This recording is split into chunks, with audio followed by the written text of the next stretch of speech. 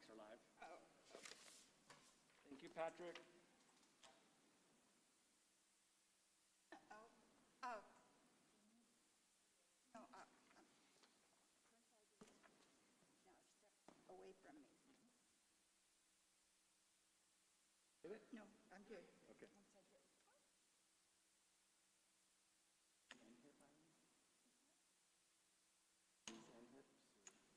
Oh, I have polio. I have no strength in my left leg.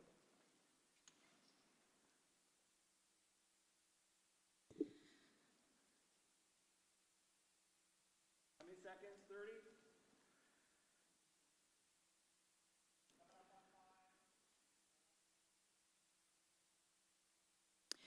Good evening. Welcome to the December 15th Chico Unified School District Board of Education regular meeting. We will be going into executive session. There are no visitors wishing to speak to executive session, so I will adjourn to executive session and see everyone at 6 o'clock for our regular meeting.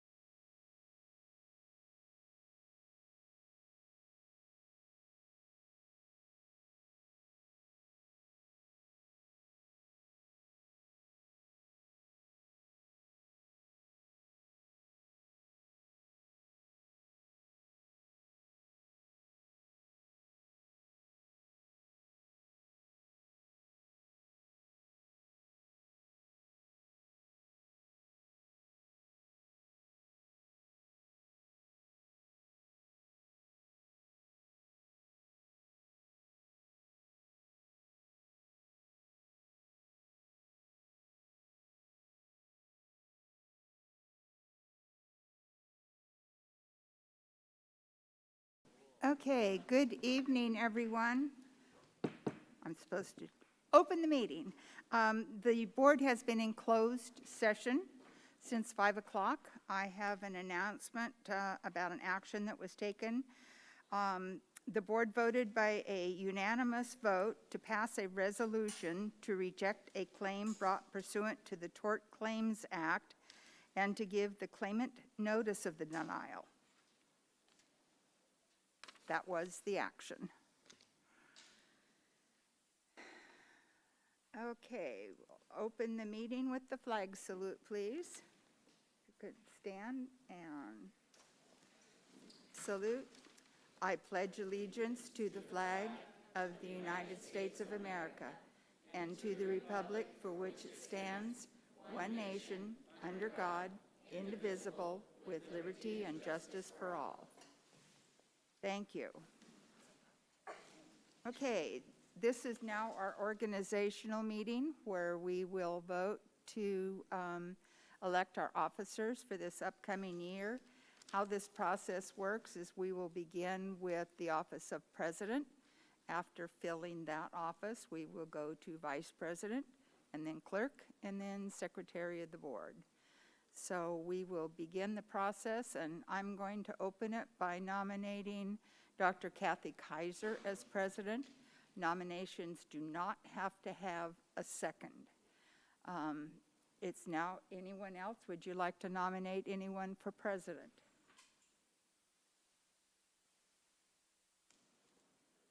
Oh, go ahead, Tom.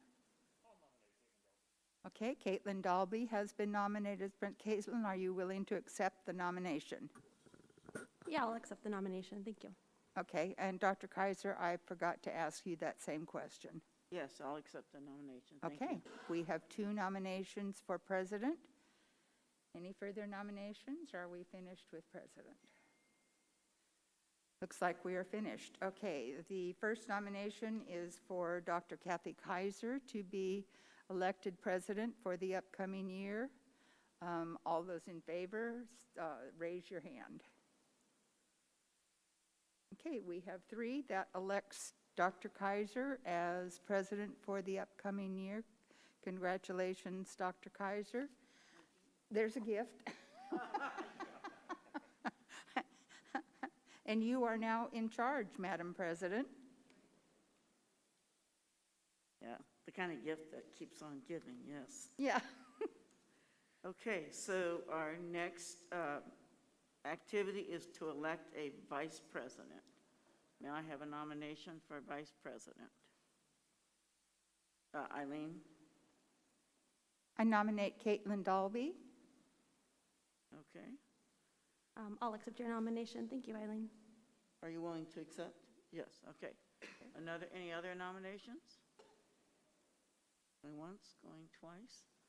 All right, so all those in favor of Caitlin, raise your hand. Okay. All right, the last position we need to elect is clerk. Any nominations for clerk?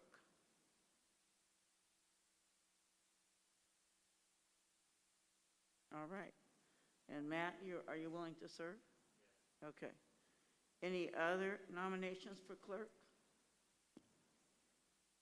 All right. Show of hands. All those in favor? All right. Matt's having trouble with his sound. Oh, okay. Thank you. Okay, so we have President Dr. Kaiser, Vice President Caitlin Dalby, and Clerk Matt Tennis. And then the Secretary of the Board is appointed, and we typically appoint Kelly Staling. And Kelly, you're willing to serve, right? Yeah, now's your chance to opt out. Okay. So we need to set the date, time, and place of our regular meetings. We did get a list of dates. Was there anyone have an issue with those proposed dates? All right. And then, That's off, no light. yes, Eileen. Madam President, just a notation that if we find later in the year that because of a change of a holiday or some other movement of a schedule, we do have the option of changing Yes, the dates as long as we give notice to the public. yes. So, the time has been that regular board meetings start at 6 with the closed session at 5, and special board meetings start at 5. And are we going to continue to use Marigold as our, all right, so we're going to continue to use this facility as our regular meeting location.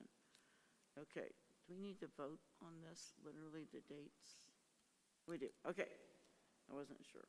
All right, so all those in favor of the dates that we were given as our examples and the times that we've been doing and this location, please raise your hands. We need a motion first. All right, okay. Yeah, we do have a point of order. We need a motion and a second. Okay, so the motion is to agree to the set dates that we were given, the times of 6 o'clock for regular board meetings and 5 for special board meetings, and Marigold is our regular place. I'll make that motion. Okay? All right?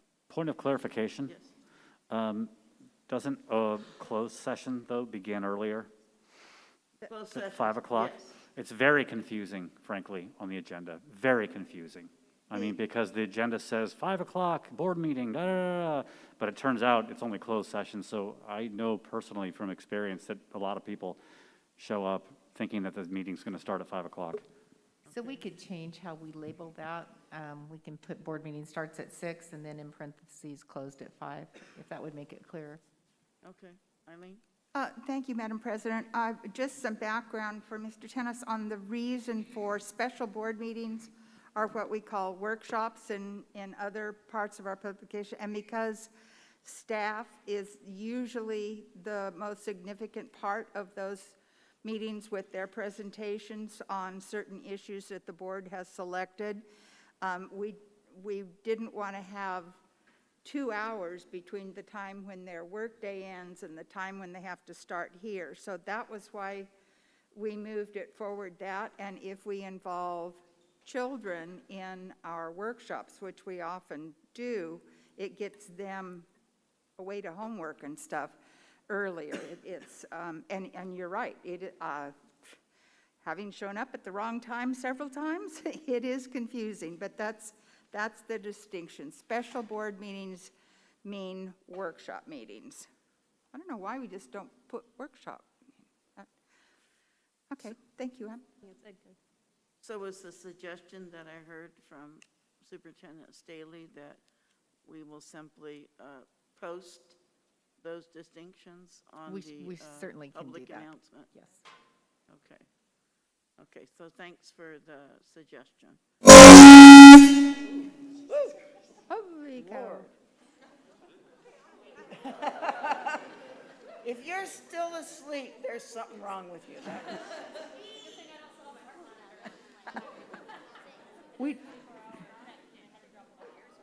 Oh, yeah, that would have been. Yeah. So, John, are you going to do that to us again? Oh, God. Yes. I believe we have a motion on our meeting dates and times, but not A vote. not a vote. We had a motion and a second, but not a vote. All right, so if I can ask you then to vote on again, the sample of the set dates that we got, the times that 2 different times, 6 o'clock for the regular board meetings and 5 for the special board meetings, and the place being here. Will all those in agreement raise your hand? And, sorry, this will be a roll call vote since it's our first vote on a motion. Oh, okay. Okay, thank you. All right. So- Well, that's why she's vice president. Dalby, aye. Okay, Kaiser, aye. Robinson, aye. Tennis, aye. Okay, thank you.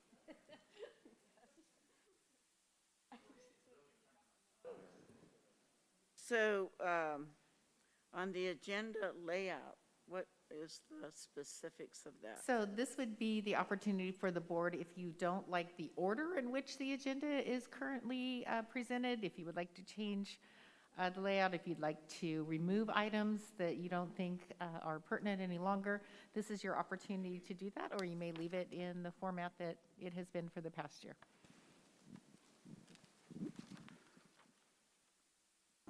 Yes. It was me that made that comment earlier. I just think that anything we can do to spell out the fact that closed session, in the case of meetings, which, by the way, I mean, most people, lay people, are not going to distinguish between a board meeting and a workshop. So let's get over the idea that there's a difference in the eyes of Joe Schmo public, because there isn't. It's true. So anything we can do to give clarity on the agendas, you know, about that stuff, and big headline on there saying when the meeting's going to start would be valuable. That's all I want to say. Thank you, Dr. Kaiser. I agree. One of the things that I would like to encourage, though, now that we have a facility where we can accommodate public attendance, that the workshops be outlined in a way that the public knows that we are inviting them to come to those very valuable workshops. There's really a lot of good information for anyone who has an interest in the school district. So I don't want us to do anything to discourage attendance now that we have a facility where that can happen. The more the merrier, in my opinion. On that note, I don't know if this is actually changing the order of anything, but I would maybe encourage us to just be mindful of putting items on the workshop agendas that, when this happened, I think one time recently, that may push back the actual presentation from staff for our workshop topic to later in the evening, like make sure that stays closer to the beginning of the evening, because I think that's what we're talking about, right? Wanting to make sure our public stays engaged. So we don't want an agenda item to come in. Maybe it's something that we need to speak on or have a discussion about. Lately, it's been, you know, the changing COVID mandates or things rolling out. So we've used special board meeting or our workshop times to talk about those and have those discussions, even though that's not typical. Typically that meeting type. But if we have them before our workshop, sometimes it tends to make our workshop be later and later in the evening. So I'd like to just make sure, I don't think we have to like change anything, but just make sure that the workshop stays close to the beginning of the meeting, and then we can take care of business after that. Okay, is that agreeable? Okay, Mr. Tennis?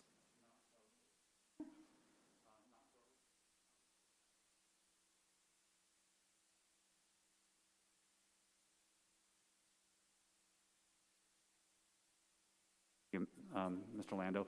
I think that if public is here, they need to be heard and given their opportunity to speak, you know? I mean, I don't think you don't agree. I think you probably do agree. But you know, if we need to make comments to people like trying to encourage speed and efficiency so that we can get to the workshop item, I think that'd be valuable, but making people come and sit through something that may not be pertinent to their life and why they're here wouldn't be something I'd want to make them do in order to earn the right to speak and be heard. So just for clarification on that point, is that we do not have items from the floor on our board workshops. So people that come to speak at a board workshop would be speaking on a topic that is agendized. At our regular board meetings, such as tonight, we do have comments from the floor. I have a question. My mic is really loud. I think I maybe took all the volume from Mr. Tennis's mic. You can hear me just fine all the way back here, right? So what about the concept of doing timed items, which is a little tricky? But for that reason, you know, if there was a particular item, we could still get through the workshop, which is the purpose of those meetings. Let our staff present to us all of the things that they put together for a topic that we've asked them to present on. And if there is another agenda item that we need to either have information or take action on, that's is special in nature, we could maybe put that at a particular time so the public knows when we'll be speaking on that topic. Just taking a cue from how the Board of Supervisors does it. Just a thought. I don't know how difficult that would be to do, but it would maybe take care of that piece a little bit. You know, if the public doesn't want to come hear a workshop on our communication or our, how our special education programs are doing, which is the purpose of having that meeting, but there may be a topic to discuss later on after that workshop. We could say that we'll be speaking on that at 8 p.m. because we know those workshops are roughly an hour and a half long. Those presentations are meant to be about an hour to an hour and a half long. So we should know about what time those additional agenda items that the public may want to make a comment on would be in the evening of those board workshop meeting nights.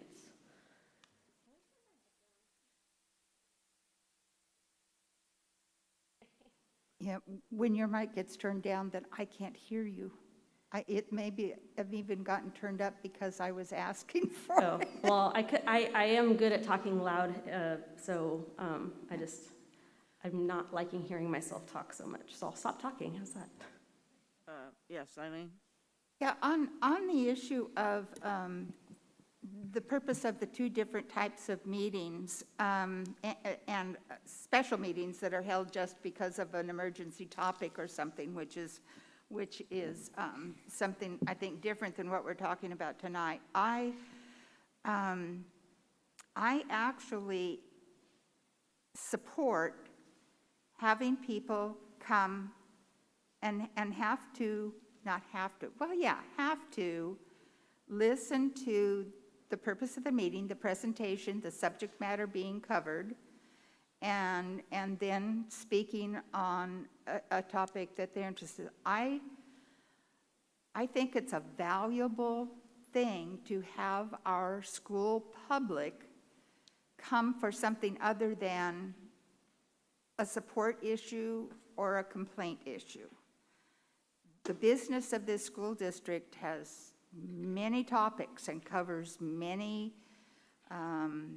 areas, and I think it's important for our parent public to listen to the rest of what goes on to support and run our school district. And spending, hopefully less than 2 hours in most of our meetings, well, I'm not going to say most because there have been a few that were over 2 hours, I think it's important.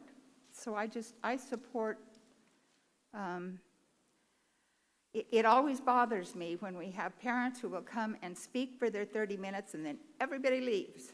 It's like, no, don't leave, stay. And so that's my opinion. I have one other thing on the agenda. Item number 8, negotiations update. I don't believe that we are currently making use of a negotiations update time. We don't have any controversy in negotiations that anyone is interested in.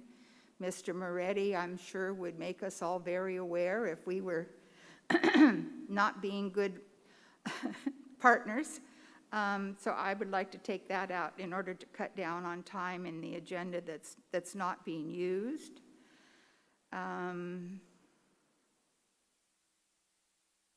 That's really the last of my comments. Mr. Tennis?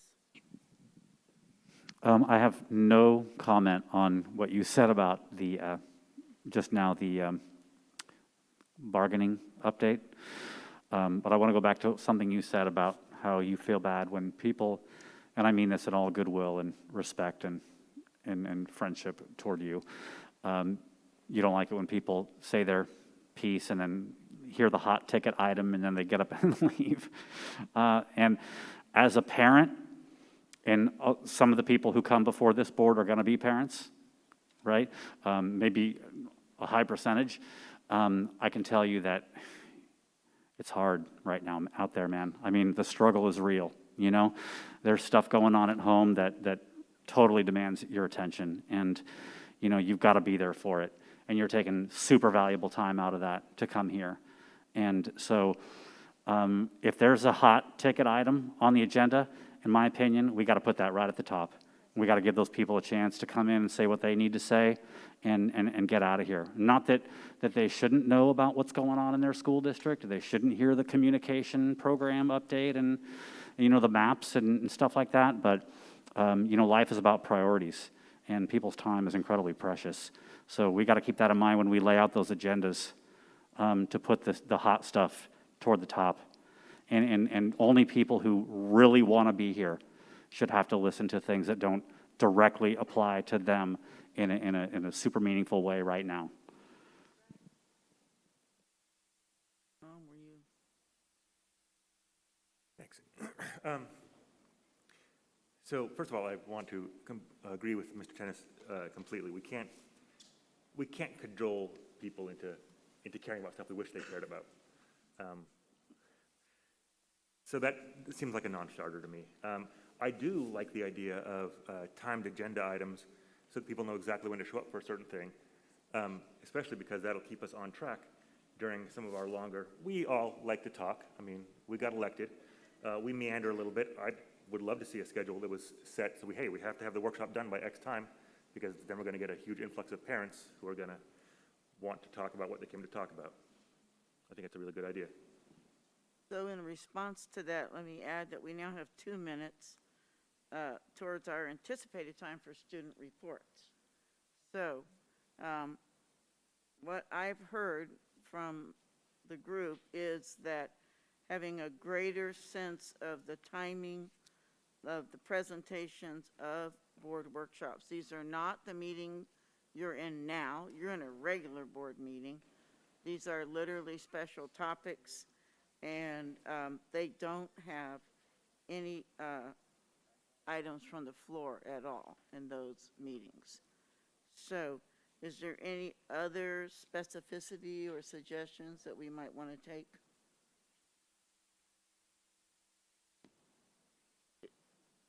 I have one little comment that applies to public comments submitted, but that might not be for this item right here. I'll leave that to your discretion, Madam President. Well, we've been talking about workshops, and they don't have public comments from the, Right. on items from the floor. I don't care about that. I just meant public comments in general. Oh, So maybe this doesn't pertain to this agenda item. I would address that here since we are talking about how we run meetings and the agenda. So there's not really another place where it would fit in. Okay, I think that when people write a letter or an email into the board, I think that their name should be published in full. No, it's not. Names are almost universally stricken from, we get it in the email, but when it shows up on the PDF document available to the general public, it's not, it's stricken out. So we were redacting to, so we weren't giving out emails of people that had submitted items. The name, I believe we are leaving unredacted, correct? On public comments. But we were hiding the IP address and we were blacking out the email address. okay. It shows the, oh my gosh, it shows the first name, right? But the last name's redacted and the rest of the information. Correct. I am sorry. It's very So we can definitely leave the name. We were just really trying to, we didn't want to be making public somebody's email address. I'm for leaving them in.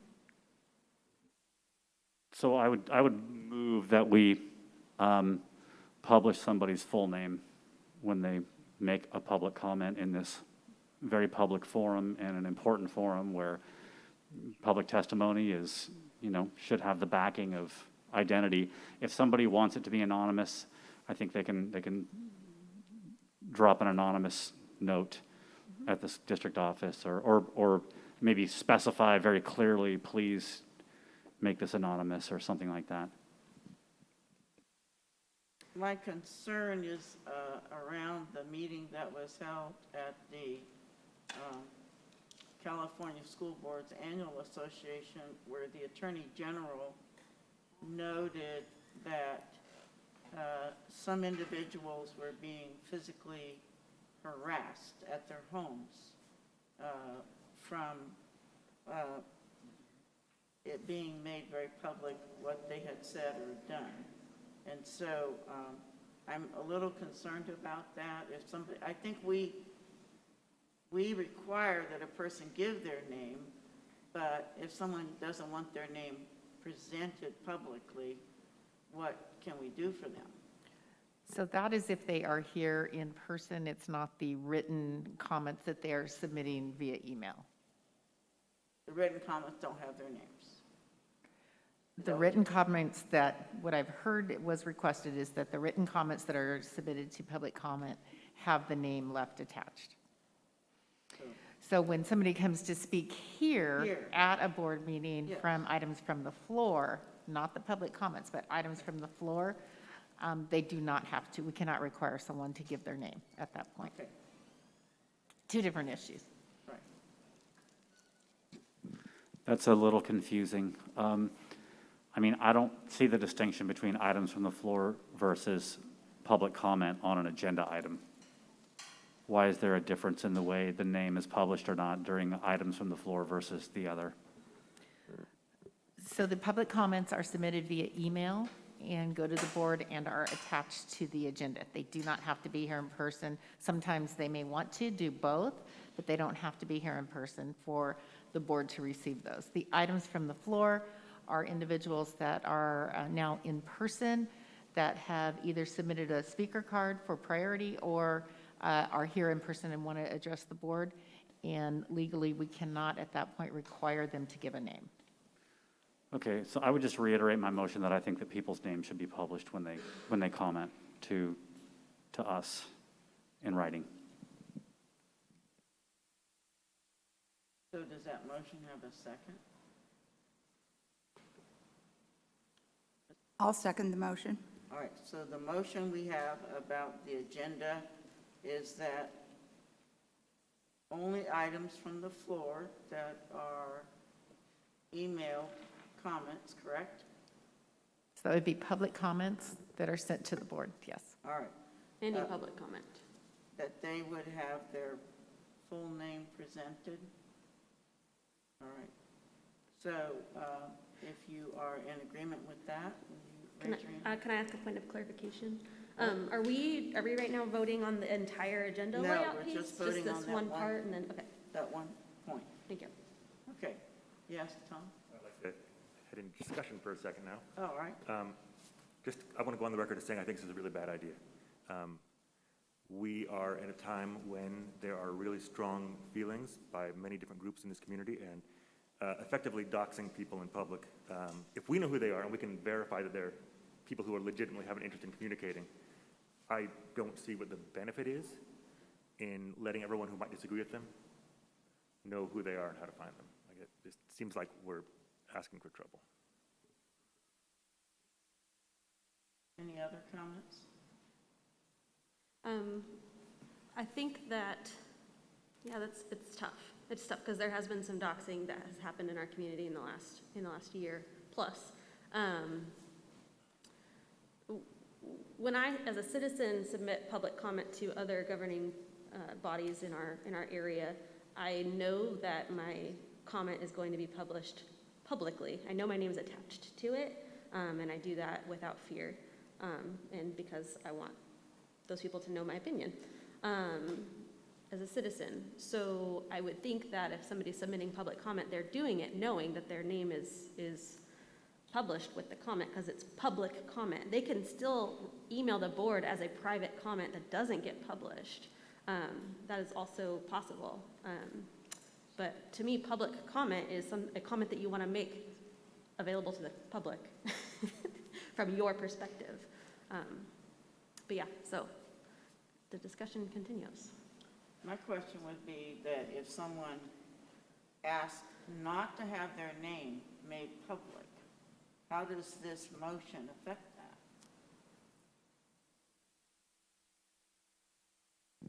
I would put that particular question, if it were me in charge, probably to legal counsel, you know? But Yeah, I mean, I would say that I'd like to go ahead and make that anonymous. You know, if somebody wants to write an anonymous email or is able to state to the secretary that they want to be anonymous, I would favor that anonymity. Eileen? Yes, there already is a way to not have your comment identified, and that's by doing a direct comment to the members of the board, rather than going through the comment section on our website. The person would be able to do that themselves. So I support the motion you've made, Mr. Tennis, and believe that there is a way for the public to communicate just one-on-one with the board without having it be, a public comment for review as published, because they're published as part of the record of the agenda, and I support that. Any other comments? I have a thought. There are some interesting comments that have been made to our districting, some that I think may almost sound like they weren't even sent to the right governing body, perhaps. Interesting comments.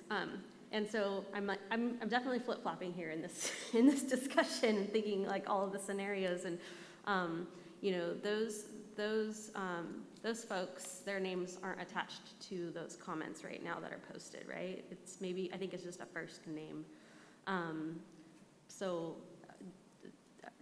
do we want that to be an automatic, they get outed with their comments? I don't know. I'm still struggling with this decision. I'm going to just defend my motion here.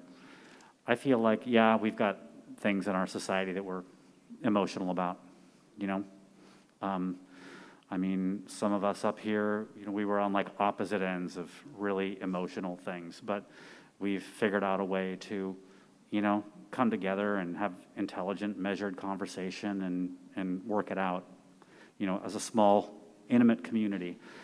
I mean, we worked it out in that we have a professional relationship and we're moving forward and we have a respect for each other. So we need to do that as an entire community. So like being anonymous and like all sniping at each other, from across town or whatever is just not conducive to, coming together and putting our heads together and, building on the community that we have, so that would be my reason for wanting to do that. There's people in town who just believe way different things, but doesn't mean we can't know each other's name and, respect and appreciate each other. If people are being violent and stuff like that, punish the criminal, be tough on crime is what I would say in response to that. But we can't like all just pull off into our shells just because, something happened somewhere once upon a time. Excuse me. That said, the history of anonymous or pseudonymous comment in public discourse goes literally back to the Constitution. I mean, it's an honored practice for people who have something they want to share with people, but don't want necessarily to incur the direct wrath of people they're going to upset. I mean, think of the Federalist Papers, right? Like, we've been doing this forever.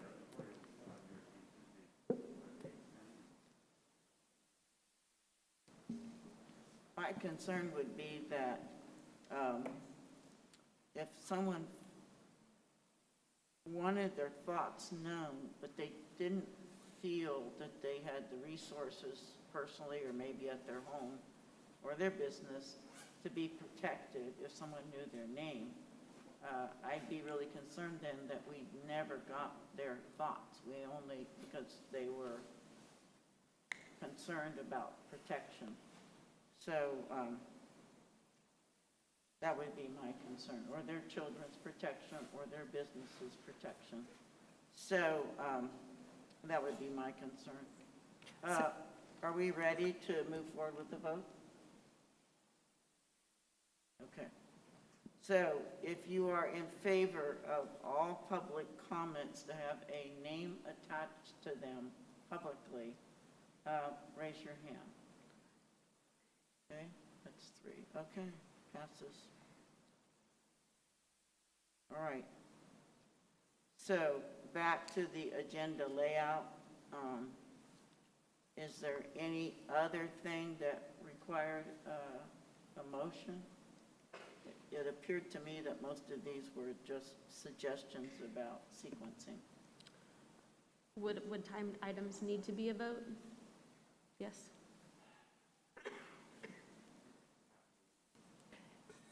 Yes, you need to vote both if you want a timed agenda, and you'd also need to vote whether or not you want to remove negotiations from this. So that's the question. Madam Superintendent, can you Yes. repeat what you just said about negotiations? So I heard Ms. Robinson say that she would recommend removing the negotiations update from the agenda. So the board would need to agree as a whole to remove that item. And then there was also a recommendation to have a timed agenda, and the board would need to agree to that as well. What are the arguments, so to speak, to having a negotiations update on the item, on the agenda as a standard item? Sure. There was a time when there was not a lot of agreement between the district and the unions, and that allowed, it ensured that the unions had the opportunity to publicly address the board and share the concerns and what was happening in negotiations from their perspective, and also allowed the district to share with the board and the community what was happening from their perspective. Thank you. Mr. Moretti, do you have any concerns about this item being removed from the agenda? No. Before it was added to the agenda, if we had those kind of issues, we used it from the items from the floor. And then during that really tumultuous time, it was solidified into the thing. As things stand right now, I don't know if the public has an interest in what we're talking. I mean, that would be the only, I think you guys get the reports in closed session. And then if we come to an agreement, the public has, that's where they'd find out, is there a public interest in what we're talking about as we talk about it? I don't know if that's true. And for our members, we send it out, and so they know what we're talking about. So at this time, I have no objection to removing it. I'd like to move that we remove the negotiations update from the standard agenda. Is there a second?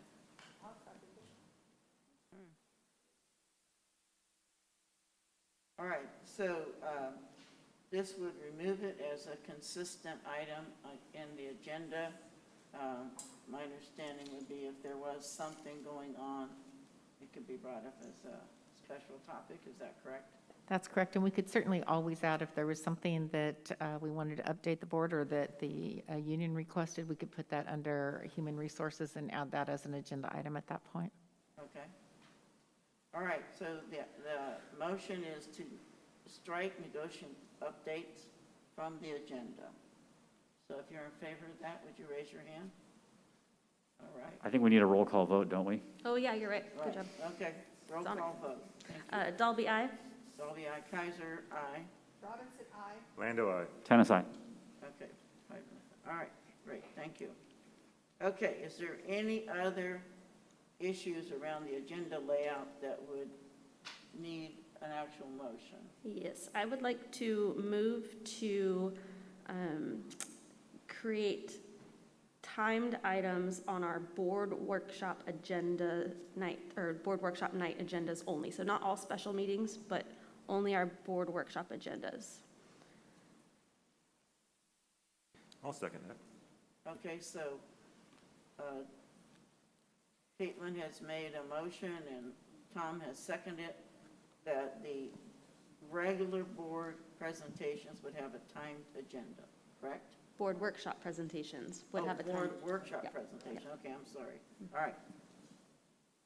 Okay, so is there any discussion of this? I'd like to offer a friendly amendment to this. I think it sounds fine.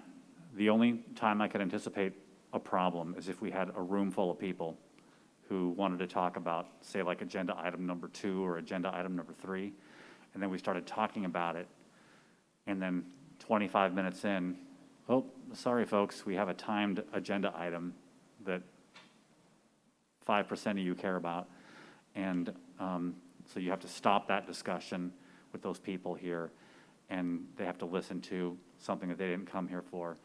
And then before you can go back to it, after that would be over. That would be unfortunate if that happened as a result of this. So maybe my proposed amendment would be, and Madam Superintendent, maybe you can help me out here. Is there any way to denote what something that might be likely to be a, like a hot topic that people might show up for? Or would you have just the president and superintendent together anticipate that something like that might be right in front of a timed item, and so therefore they would use their expertise and sense of responsibility to try to make sure that that didn't happen? Does that make sense? Yeah, I mean, you're hitting exactly on the issue with the timed agenda, that when you do have a timed agenda, it really does let people know when things are coming up. The flip side of that is, if people expect something to happen at a certain time because you publish that and now you don't, you have people upset because they've shown up for something that now is not happening at that time. So it's really a double-edged sword. Arlene? One of the things that is the truth about those red times down the left-hand margin of the agenda is those are estimated times, and there's no legal requirement to stick to them. What we are required to stick to is when we have given an opportunity to speak, each person has 3 minutes, or if the president of the board elects to shorten the time because of having to limit the number of speakers to fit within the actual required time that the public must be given to speak on a particular item. But the estimate of times down the left-hand side of the agenda is just that. Estimate has no legal bearing on closing discussion or anything. That's contained in the actual part of the agenda that is our legal agenda. I do want to clarify, the red times is just for our information up here, right? That is that's correct. not publicized, so the public doesn't see that, so. Right, so the way that I envision this working well for both our staff who are presenting at workshop evenings, as well as the public who may want to make comments on a particular item that was added to that workshop night, not because it's a regular board meeting, but because it's something timely that we need to discuss, and we can't wait till our regular board meeting 2 weeks later, is that we go in the order that is already laid out, which is call to order, announcements, consent calendar. That generally goes pretty quick. We know how long that's going to take. And then we do our workshop. Also, we know how long that's going to take. And if you're talking too much as a staff member presenting, we're going to have to say, your time is running out, it's valuable, but you only had an hour and a half to present, and you're going a little too long. And so really, we should know when we're hitting those agenda items if we go in that order. And I think that that's valuable, so the folks that are waiting to speak on that really hot topic item, they can get off of work, go bake dinner for their family, and then come here, at 7:30 when they know that that's when that agenda item's going to come up, because we're sticking to a very particular agenda layout for workshops. This would never work for our regular board meetings, but I think for our workshop evenings, when we do have those, 1 or 2 added agenda items that sometimes tend to be hot topic items, I don't see it as a drawback to guarantee that it's going to be at that time, because otherwise we can do the workshop. Our presenters are sometimes have students involved, get those folks through the workshop, which is the purpose that we're there, that we set in the beginning of the year, and then move on to the other topics on a time limit. And then yes, use discretion. Yeah, so it's not, if we understand that it's not going to be something that we're using all the time, just something where the president and superintendent maybe use their radar and spot that this is going to be something, it will be valuable to bring it in. And I would say as a board member, sorry for interrupting, but I would say as a board member, you could even also have input, you know, like, hey, we really need to think about this and sounds great. send that input to Okay, those folks making the agenda. And as has happened with this board, you do have the prerogative to change the order in the agenda. If you see that there's people here on an item that is lower on the agenda and you want to move it forward, and you have done that before. Okay, so currently the motion is that workshops have an agenda structure that is structured so people that are interested in that will know a general time when it's going to be presented. no, I think this is on rare if I understand correctly, on relatively rare occasion, you, Madam President, in consultation probably with the superintendent, would choose to make an item a timed agenda item. Not something that you'd be doing regularly, but as something that you might, just invoke as part of your powers to lay out the agenda. So the motion actually is to do that for every workshop, which is our first Wednesday of the month, which don't typically have an extraneous number of items. So it would be somewhat rare to have timed items because we don't always have a whole lot of other agenda items to get through, but we would get through the workshop first and know what time we would get to the next items on the agenda. So that was the motion that was made.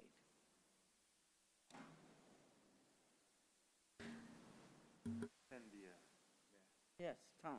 But then the system kind of works the other way. If we have something that we know we need to spend more time on, we can temporarily suspend rules and rearrange stuff to make sure that we're giving enough time to people who are, if there's an extra.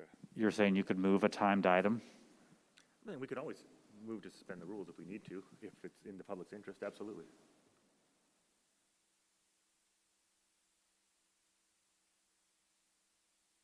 Okay, any other comments? All right, so the motion was for workshops. I do have a question, if there's any particular input that the cabinet would like to give on this idea or topic, and you don't have to, but I'm always curious about your input since it affects you as well. I do think we can make this work for the board workshops because those typically are scheduled for 90 minutes. I do not see us being able to make it work for a regular board meeting because, right now we've already gone well off our allotted estimated time. Yes. But for a workshop, because it is set, there's fewer items, I think we can make it work. Any other comments? Okay, so the motion is only for workshops to have an agenda that has an appropriate timing sequence, correct? Yes? Labeled estimated, if the top of that. Yeah. That would be an column- amendment, and I wouldn't agree with that amendment as a friendly amendment. If we're going to have a timed item, it's a timed item. We're telling the public, this is what time we are starting this item.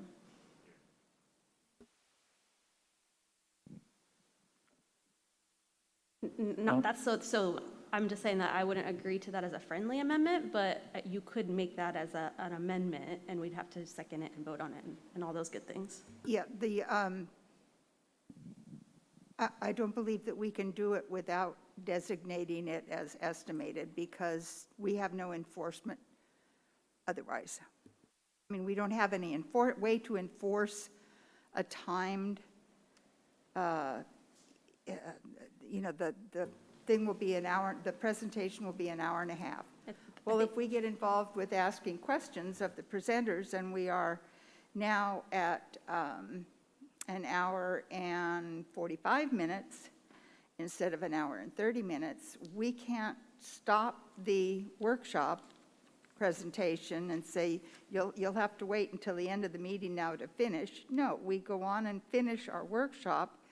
And by just the fact of doing that, we have lost our times that are on that outside edge in red. We have no way of enforcing it.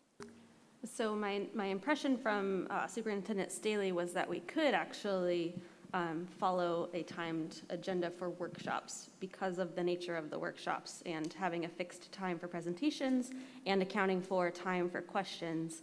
And perhaps we as a board stick to our timeline and to say if we have extra questions, we'll save those for later. And we can ask those questions later. Eileen? If we move the asking questions later, then we're asking all of our presenters to wait until we finish the rest of our agenda, and that's not going to work. Any other comments or discussion? Tom? Sure. To your point, I think we could ask, I mean, especially if it's a workshop presenter, politely, and I love you guys, presenters for workshops of staff. If we're trying to prioritize the needs of parents who are coming to speak on a particular item, I'd much rather prioritize them and ask staff to stay a little bit later to finish up what we're doing.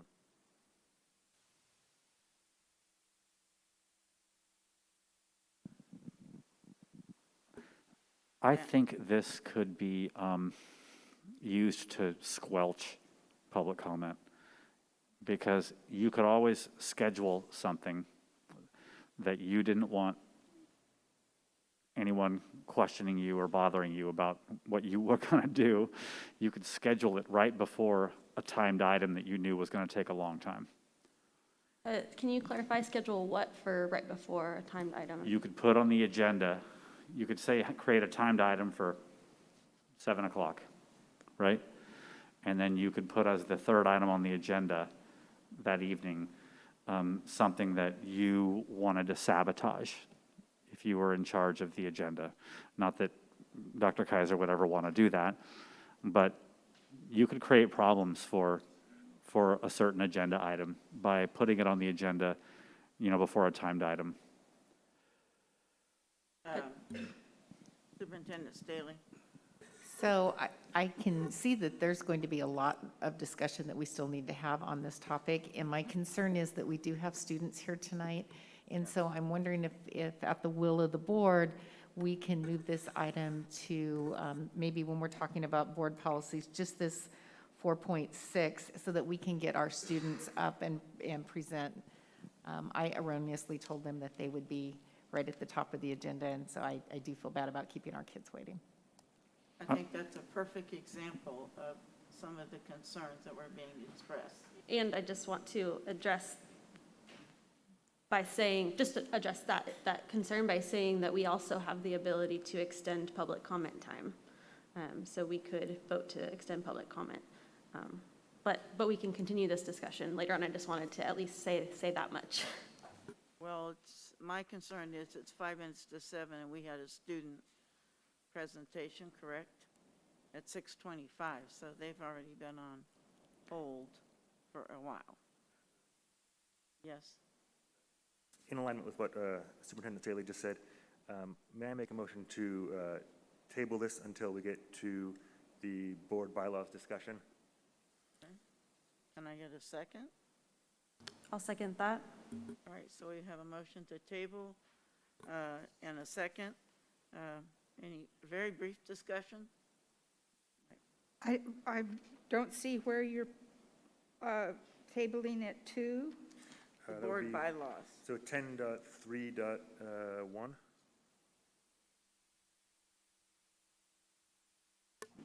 11.3. 11.3.1, I missed a whole page there, look at that, all right.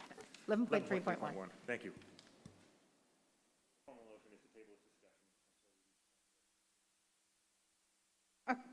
Okay, I'm not finding it, but that's my fault. Thank you. Okay, all those in favor signify by raising their hands. Okay, Eileen? No? Okay. Oh, you're not voting yet? Oh, okay, thank you, 4-1. All right. So, student reports, you've been so patient. Well, first of all, thank you to Little Chico Creek for being here and for your patience, and you are seeing government in action. So I'd like to invite Principal Kristen Schock to the podium to tell us what we're going to hear. Thank you and good evening. I'm here to tell you quite briefly about BALA-VIS-X, which is an acronym for Balance Auditory Vision Exercises. And these exercises use sandbags and racquetballs, and they increase in difficulty. They help students who struggle with visual tracking, focus, memory, auditory skills, impulsivity, balance, anxiety, and emotional regulation. Balaviz exercises can be done individually, with partners, or in a group.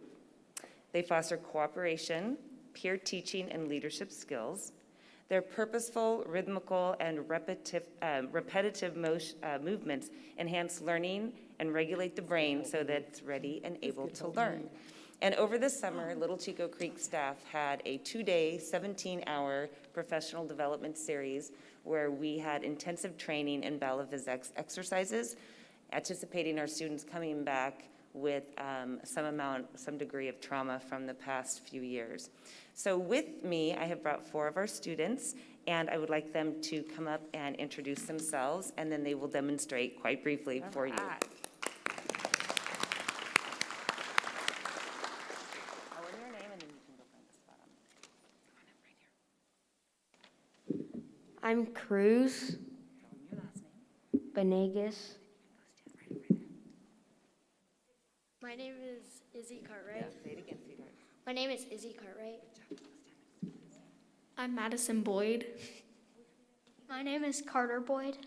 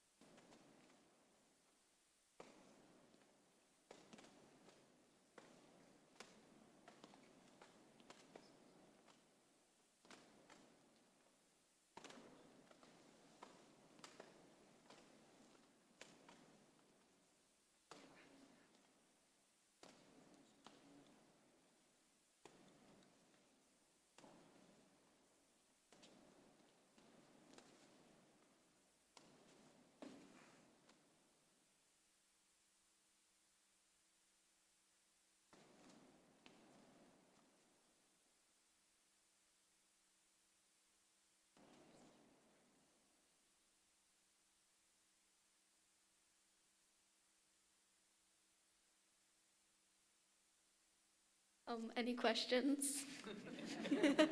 You do realize you're going to drive my dogs crazy with the ball bounce. You know that, right? Thank you for having us. How long did you guys do it? I mean, practice. So they do it in class a little bit A little bit every day, 5 minutes, 10, what? 10 minutes. 10, 5, 10, 15 minutes. Cool. How do you notice it makes you feel? It makes me feel calmer because like it keeps my mind off a lot of stuff. A little closer. It made me feel calmer watching. Can you share, has it helped your academics at all? Yeah, because like it helps me concentrate a lot more. There was somebody in the audience. Were you wanting to ask a question?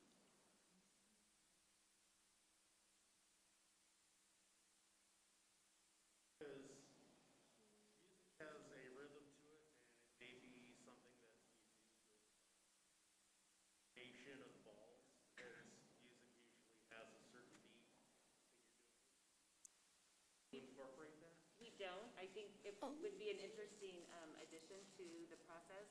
The kind of one of the tenets of Ballad of X was the auditory piece and the rhythm. And so really when they're not nervous, they can do their V-bounce and it's all in sync. And so that rhythm keeps them going and it keeps them focused. I'm not sure what the addition of music would do. They haven't tried that yet. It didn't come up in our training. But we can also do it like in syncs and like it has a rhythm to it. Yeah, thank you. Good question. Okay. Thank you so much. Hey, thank you guys for Thank coming. you for staying with us and sharing, and I may go try that.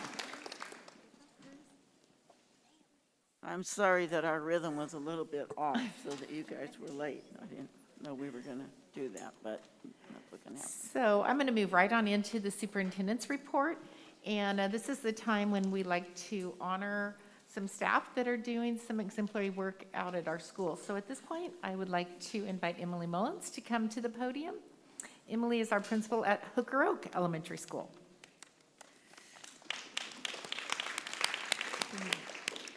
Good evening, thank you. Well, I'm delighted to be here tonight. I have two staff members with me that I would like to recognize with the Superintendent's Award. And I'm going to start with the classified. So it is with great pleasure that I present the Classified Superintendent's Award to Jess Miley.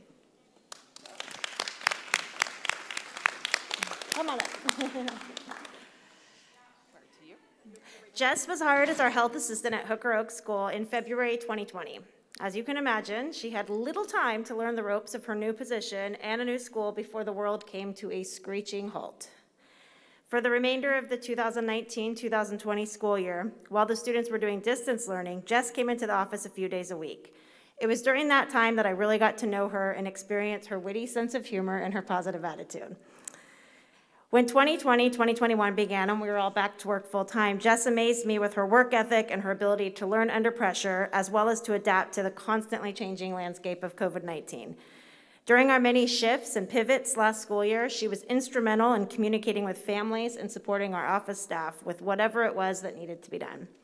This current school year, Jess has not only been able to keep up with the demands of her position now that all of our students are back full-time, but she has also taken on a growing number of responsibilities as our COVID site lead. As things constantly change and evolve, Jess stays up to date and she maintains a positive attitude. It is such a blessing to have someone of her caliber in such an important position. I obviously think Jess is amazing, but I went ahead and reached out to some of our staff to see what they think. Here are some of their responses. Jess is patient and she has the best sense of humor. Beth Geisey. I have had the pleasure of seeing Jess in action on multiple occasions. She makes anyone who enters her office feel special. She cares for our students like they're her own children, and she has even taken care of some staff members. We are so grateful for Jess. She is such a valuable member of our school family. Melinda Hildebrandt. Jess is so positive and awesome. She shows up for the students and her colleagues in a real way. She can handle any challenge thrown her way. We are so lucky to have her at Hooker Oak School. Megan Grudy. This is just a small sample of some of the many reasons why Jess is so deserving of this award. It is an honor to work with you every day at Hooker Oak. Thank you for all you do. Congratulations.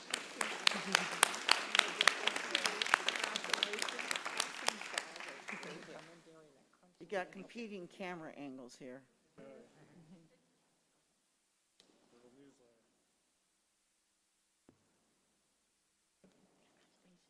Thank you so much.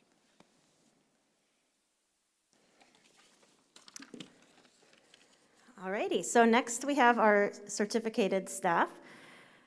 And I'd like to invite Carrie Jameson.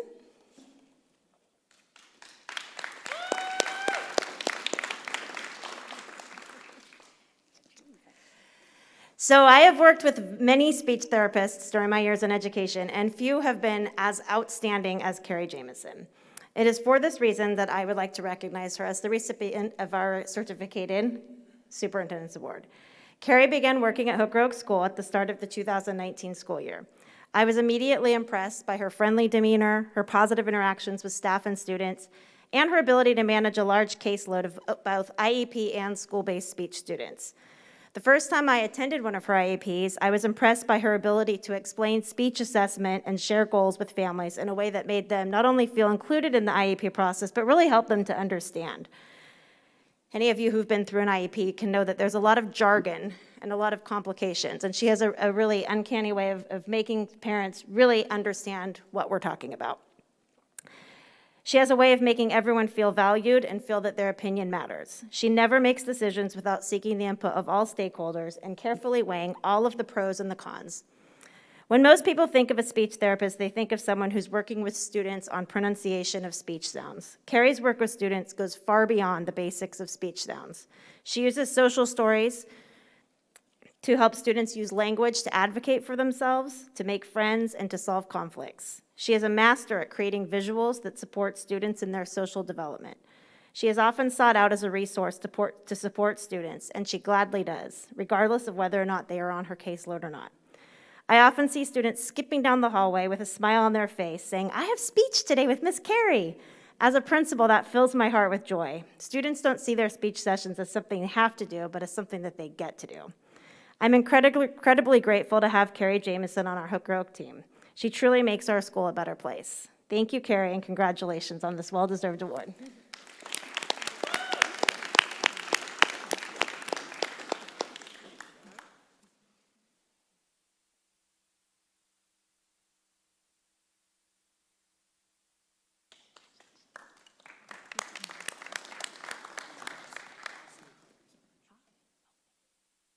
Thank you, Dr. Kaiser, and that concludes my report.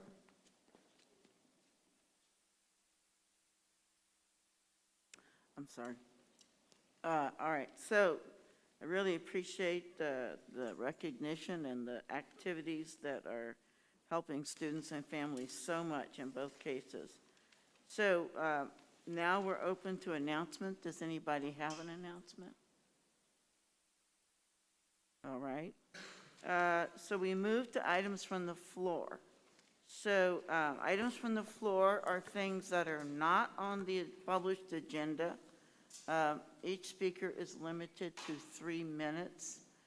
Is there anyone that would like to speak for an item from the floor? So I do have 4 individuals who have signed up using the speaker card process, which they'll be given priority. The first is Gina Bax. Okay.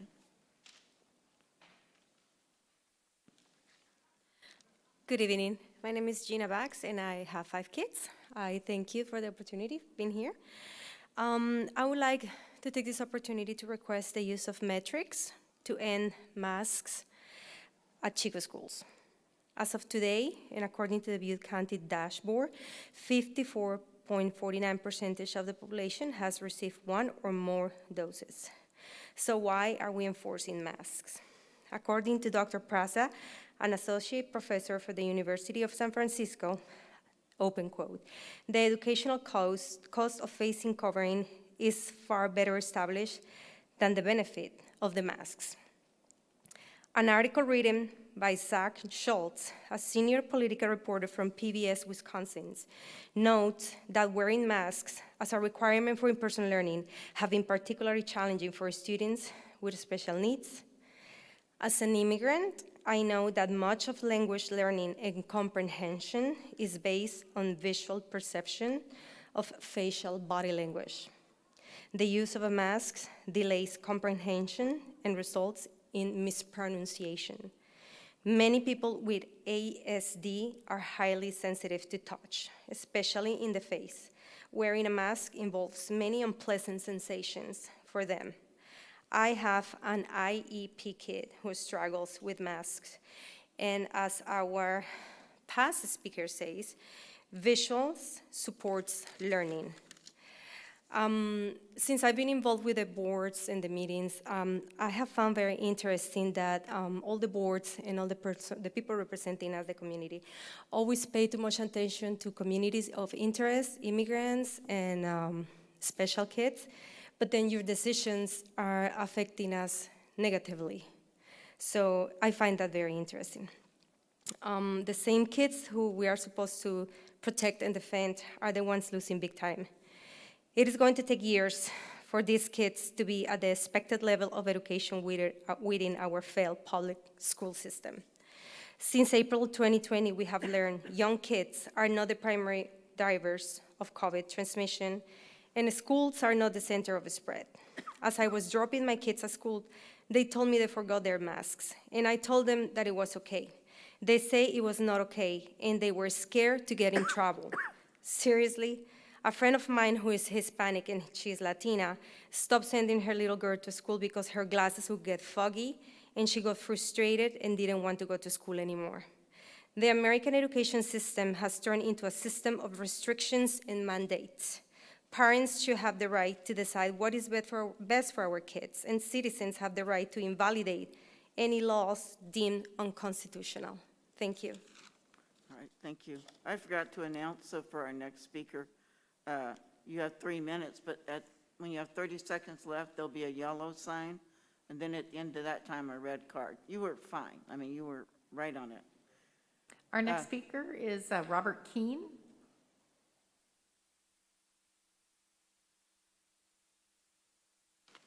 Good evening, everybody. My name's Robert Keene. I've been working with the Chico Unified School District for the last 5 years.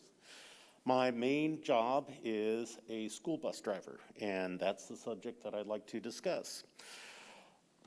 Today, we have a new bus. Bus 57 just came out of the garage after it got delivered to our bus yard on Friday. Brand new bus, looks really nice. But I'd like to talk about the other end of the buses. The buses that I want to talk about is for our kids that are the ones that need the most protection. That is special needs. I drive a Type 2 bus. This is a bus that is transporting kids that have needs where they are emotional, mental, physical, and they have needs that are very specific. What I've found out of my 5 years driving is that it seems that there's a difference between the general education kids in their transportation and the special needs. We have gotten new buses for the general education buses, and what I would like to point out is the special needs buses, which one of them I drive, are of a different age and different safety class. The bus that I drive was manufactured in May of 1992. It's coming up on 30 years. The bus that I drive, if you notice a school bus, it has certain features that are required. One of them that is most prevalent is when you stop at a school bus stop, the red lights are flashing, a stop sign comes out. If you look at my bus, it does not have a stop sign that comes out. This is a endangerment to the students on the bus and myself. The reason why? Most people, when they're driving, they see that sign that tells them to stop. I had a kid that I picked up this morning on West Sacramento, taking him to Chico High. I had 2 high school students in the bus. I asked one of them to count the cars while I got the special needs students on the bus. He counted 7 cars that passed the school bus with the red flashing lights. No stop sign. It is against the law to pass a school bus with the lights flashing. Basically, it is the same type of ticket as if you run a red light. Now, another thing that I would like to point out is that Our buses that we have for our special needs are of an older type bus. And the newer buses, they have what's called DEF, which is diesel emissions fluid. And what that does is it makes the buses exhaust cleaner. Robert, I'm sorry. Yeah. Your time is up. Okay. If you want to look, there's the date. Here's what it says. This vehicle conforms to all applicable federal motor vehicle safety standards in effect in August of 1992. We are fast approaching 2022. All right, thank you so much. I really appreciate you coming. I really appreciate your driving, too. I drive that bus up on Honey Run Road every single day, and I get scared sometimes. All right. Julie Threet, is that how it's pronounced? Okay, thank you.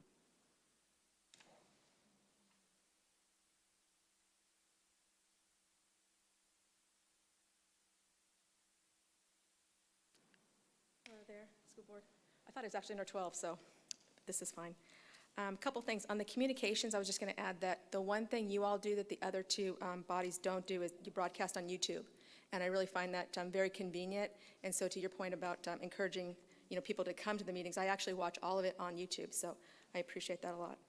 I'm here to talk about planning for the vaccine mandate that we know is inevitably coming down the pike. I've been following the Sacramento City Unified School District, who had kind of gone ahead of Governor Newsom's mandate on July 1, and it took them about 3 months to implement their January 1, February 1 implementation date when everybody over 12 is providing proof of vaccination. So to me, that kind of means that things are going to start rolling around probably March 1. So one suggestion I had was maybe on your agenda, and I know you already talked about the agenda, but is to replace that the legislative piece with a health mandate or a vaccine policy, something like that. So parents know that all the time they're going to see that on the agenda, and here's something from you all about it. But then the last piece is tomorrow is the nullification holiday date, and I want to just read really quick about the nullification holiday tomorrow. Nullification is the legal theory that a state or person has a right to invalidate any laws denied unconstitutional with respect to the United States or state constitutions, mandating that we be vaccinated for a virus that has a collective 99% survival rate with a drug that does not prevent infection or transmission, violates the constitutions of this state and country. We the people are not bound to comply with such laws. We are within our human rights to nullify them, as did our founding fathers, the day America was born at the Boston Tea Party, December 16th, 1773. We have tried to reason with our government to no avail. When reason fails, nullification will prevail in preserving our freedom, just as our forefathers said, no taxation without representation. We say no vaccination without justification. Thank you. Thank you. Okay, Catherine Posey.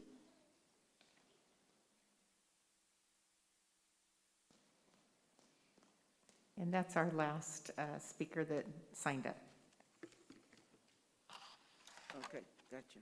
Good evening, everyone. I have my timer up here to make sure I stay within my 3 minutes.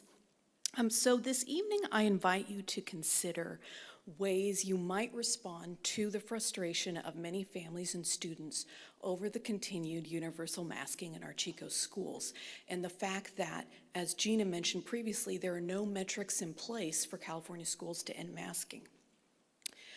I recognize that you think you can't go against the state and their policies, and this isn't a complaint at all. Let's just brainstorm together. So today marks day 636 of the COVID pandemic, if we're counting. But here in Butte County, actually, this is a great thing. We're looking at a downtrend in COVID cases and hospitalizations. And I'm going to have to skip some of that. You can find it on the COVID dashboard, though. But on October 24th, there were 63 cases of COVID-19 in ages 0 to 17. On November 21st, there were 12. So skipping ahead, many states, as you may or may not know, have ended their school masking mandates. Some of them were giving dates in October, November, or December for their expiration, some in January or February 2022. One example to point out, the Michigan State Board of Education voted to allow individual school districts to respond to the pandemic as they deem necessary, which includes the authority to mandate masks or not. I wanted to draw attention to a Washington Post article.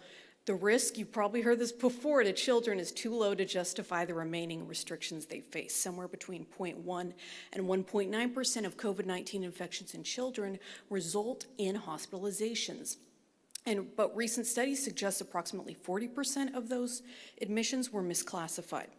So jumping ahead, this is an interesting quote I wanted to read. Our kids may sometimes wonder how it is that they can master entirely new fields of math in a single school year, but the adults who run the entire world can't figure out that a 0.00007% risk is not worth worrying about. Okay, so I share this information to connect with the frustration of many families, actually all over the state, in relation to their children wearing masks. They're not agreeing that the masks are harmless in the fact that they see no end in sight. I'd like to see public schools succeed here in Chico, and I'd like to see students receiving the full benefit of in-person education, connecting in positive ways with their classmates, teachers, administration, and staff. However, that may not happen if you have a significant portion of your school families who decide to take their children out of the system because there's no end in sight to the masking. So in light of that, here's what I'm concluding with. I would encourage you to intentionally, clearly, and wisely ask the state to develop the metrics to make masking optional in our schools. Our county should have local control. I know that that's not the way it is right now, but at the moment, Mark Galey is simply saying masks will continue into 2022. He's provided no off-ramp. Adults have off-ramps, so I would encourage you in any way if you can do that. Thanks so much. Thank you.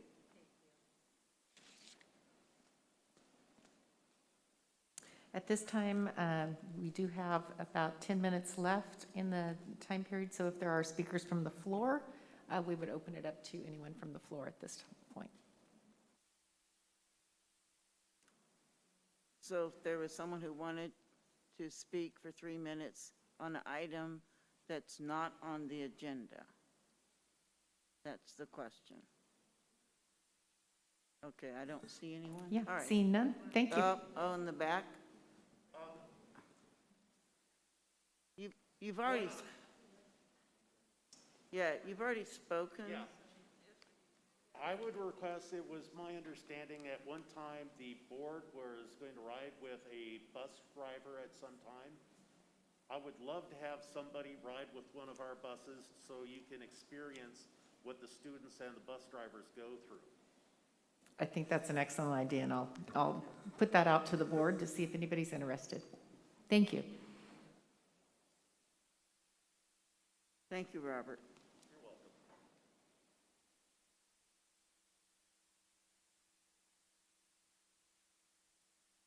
welcome. Okay, so we will move ahead. Now we have our negotiations update, which is still there. This will be his last time on the agenda. Be the last time. Okay, so real quickly, with CUTA, we've been talking about a number of issues, special education caseloads and class sizes. We were talking about the long-term prospects of block schedule at the two high schools. We currently have it in place at Chico High for the short term, but we're talking about the possibilities long-term and formulating some parameters around that. We're also talking about elementary prep time in order to reduce the immense strain on our sub pool for elementary prep time and trying to figure out how we can do that best. And then we're also talking about additional stipends for CTE, which have grown considerably since we wrote the contract language many years ago, because we have a number of grants. We've built buildings with our CTE program, and our CTE programs, which the board has supported over the years, has grown considerably. With regards to CSEA, we continue to talk on merit system rules and hiring, MOUs in order to increase pay for some hard-to-fill positions and then some issues regarding health benefits. So continue to have those conversations, and we'll be meeting again right after the first of the year. And would you like to add anything to that? Nope. All right, thank you. Short and sweet, okay. All right, so we are now moving to the consent calendar. Does anyone wish to pull an item from the consent calendar?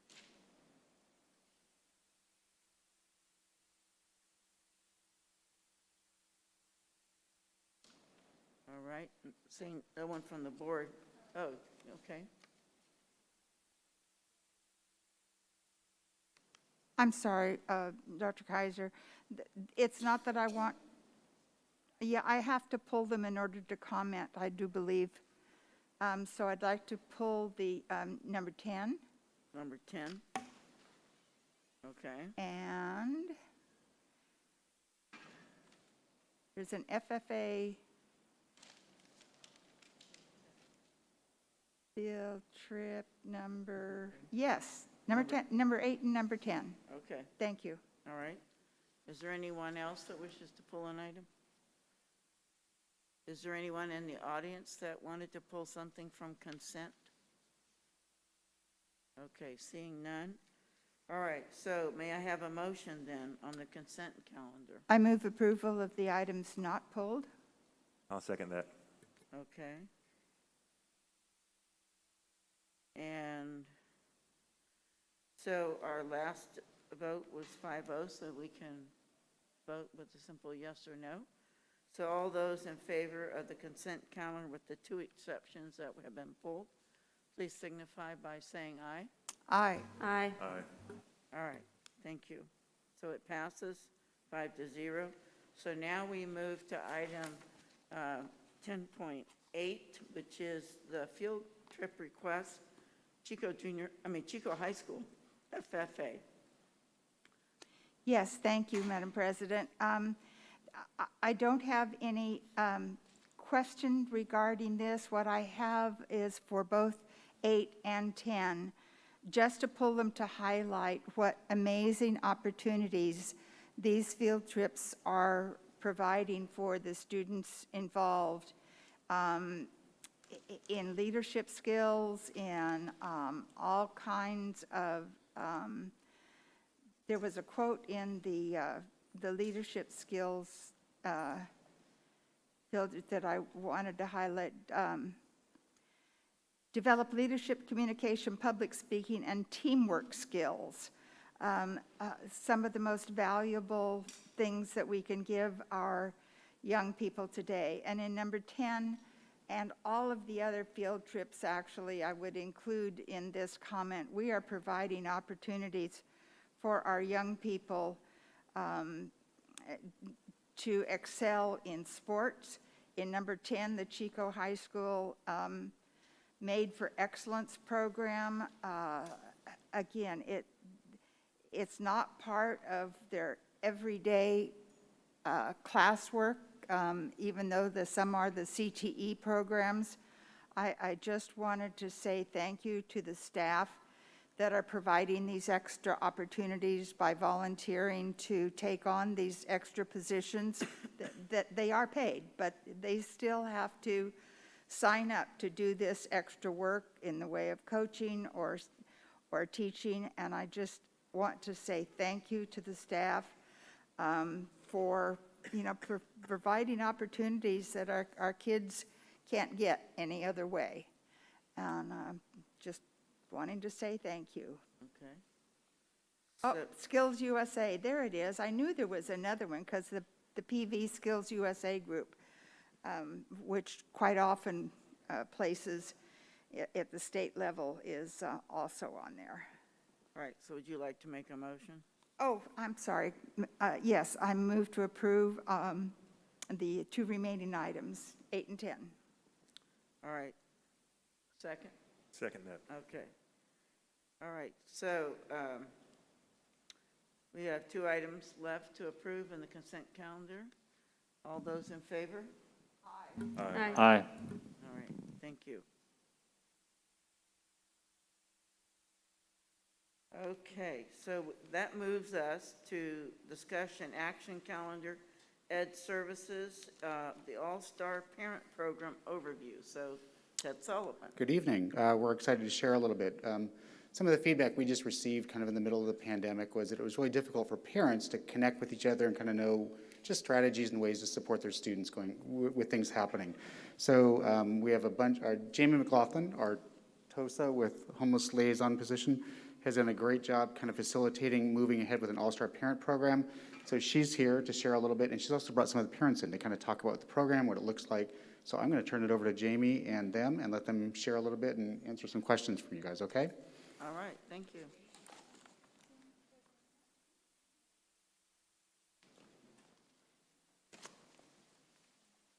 I actually prepared a little bit, but I'm going to email you instead because I think what's more beneficial is to hear from the families that are part of our program. And like I mentioned in the beginning, we have a program in Spanish and a program in English for our families. And I'm going to turn it over to one of our targeted case managers and a program from our Spanish. Buenas noches, mi nombre es Yesenia Ábalos. Tengo dos hijos, uno en la Chico High y el otro en Rosedale. Good evening, my name is Yesenia Avalos. I have two students, one at Chico High School and one at Rosedale. Estoy asistiendo a las clases de hijos altamente capaces. I'm attending the highly capable kids classes. Mi experiencia en este curso me ha enseñado a conocer mejor como madre de dos hijos, identificando mis fortalezas y debilidades como madre que yo no sabía que tenía. My experience in this course has showed me to get to know myself better as a mother of two children and to identify my strengths and weaknesses as a mother that I didn't know that I had. Al estar asistiendo y conociendo a más padres que sienten el mismo temor de tener hijos adolescentes, me ayudó a saber que existen maneras de aprender a educar y ayudar a nuestros hijos y que de ellos pueden llegar a tener altas expectativas de crecimiento, que tengan seguridad, confianza en ellos mismos para que sean hijos productivos y felices. In attending and getting to know more parents that feel the same fear in having adolescent children, it has helped me to know that there are different ways to raise and help our children, and that they can have high expectations for their growth, and that they have security and confidence in themselves so they can be happy and productive children. Me gusta ir al curso porque puedo platicar en confianza de cómo yo me siento como padre, de mis inseguridades, de cómo educo a mis hijos, y lo mejor es que no me siento juzgada. I like going to the classes because I can talk in confidence of how I feel as a parent, about my insecurities, about how I raise my children, and the best part is that I don't feel judged. No, very Thank good. you. Very good. Thank you.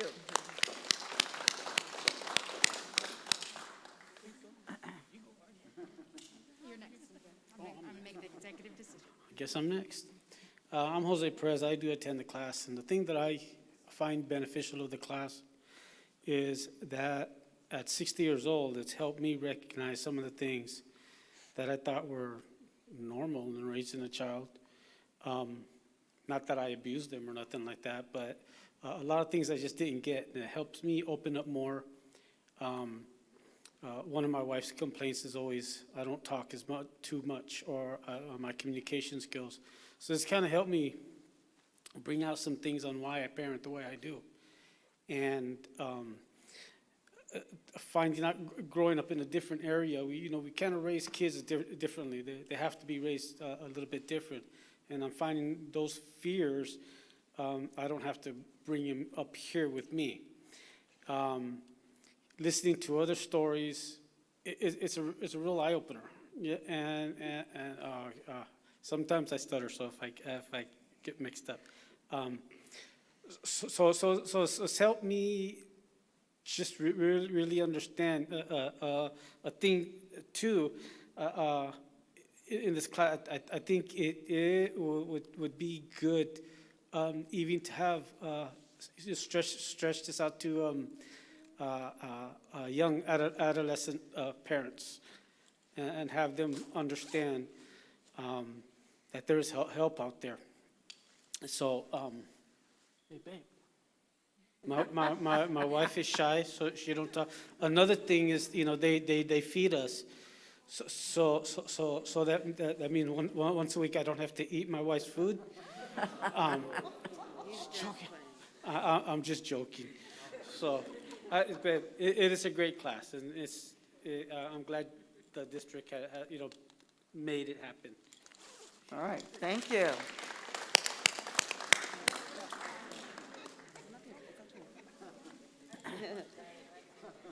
Hello, I am Rashana Pollard. This is RJ Pollard and Langston Pollard, and we were also in the All-Star program. This kind of reminds us of how they used to have parent cafe night, which they no longer do because of COVID. But we all still wore our masks and stuff like that. So this reminds me of this, and it was very, very awesome. And we all got together and we all unplugged from our devices, and we all just sat and talked and ate as a family, and we got to meet new families. And it was once a week, and it was very awesome. And we actually looked forward to going every single Wednesday. And there is a break now, and then they will be us starting up again sometime in January, which we will be attending as well again. And it was just a great time for us to meet new families and to go ahead and enjoy our families as well without having any devices or anything like that. So we loved the All-Star program, and it was very beneficial to us, and we appreciate it. All right, thank you. I'm so sorry we had your children sitting through such a lengthy meeting. Thank you so much, kids, for staying here, and now you can go home and put your jammies on. I do, before we move on. Hello, just making sure everybody's awake. I do want to make sure we thank Jamie McLaughlin. Jamie is our homeless foster youth coordinator. She made all this happen. We did not have this before Jamie arriving, and so it was certainly a goal, and she put our vision into action, and I think the parents agree. We are very fortunate to have her. Thank you. With your permission, I would like to excuse the families that have been here. Is that okay? You guys can, thank you. Good night. Thank you guys, all of you, for hanging in there. It's a family group. I just would like to give a little brief overview of what we've done. Like I said before, it's a 13-week session. We're halfway through, and we service over 40 families. And we have the two programs, one in the morning and one in the evening. We provide food and childcare in the evening time, and food in the morning time. However, the mamas, their kids are in school, so they enjoy to have a little break. We have a very diverse evening program. We have moms and dads from quite a few different ethnic backgrounds and economic backgrounds, so it is quite diverse. So our conversations tend to go beyond our time. So we actually got permission to extend our program at nighttime by another half an hour and extend childcare services because the parents wanted more time to collaborate and learn. And so I am grateful for the board and for our administration for allowing us to be able to do that. We do have plans to expand our program, and we are off to a great start. I do want to invite you, date yet to be determined. We will be having a graduation ceremony for all of our families, and it'll be a dinner and graduation ceremony, and we would love for you guys to attend if you can, and we will purposely not put it on a Wednesday night, so that way you guys can come. Do you guys have any questions on here? The program, when you developed it, did you have a certain number of capacity for how many families would be served this first round?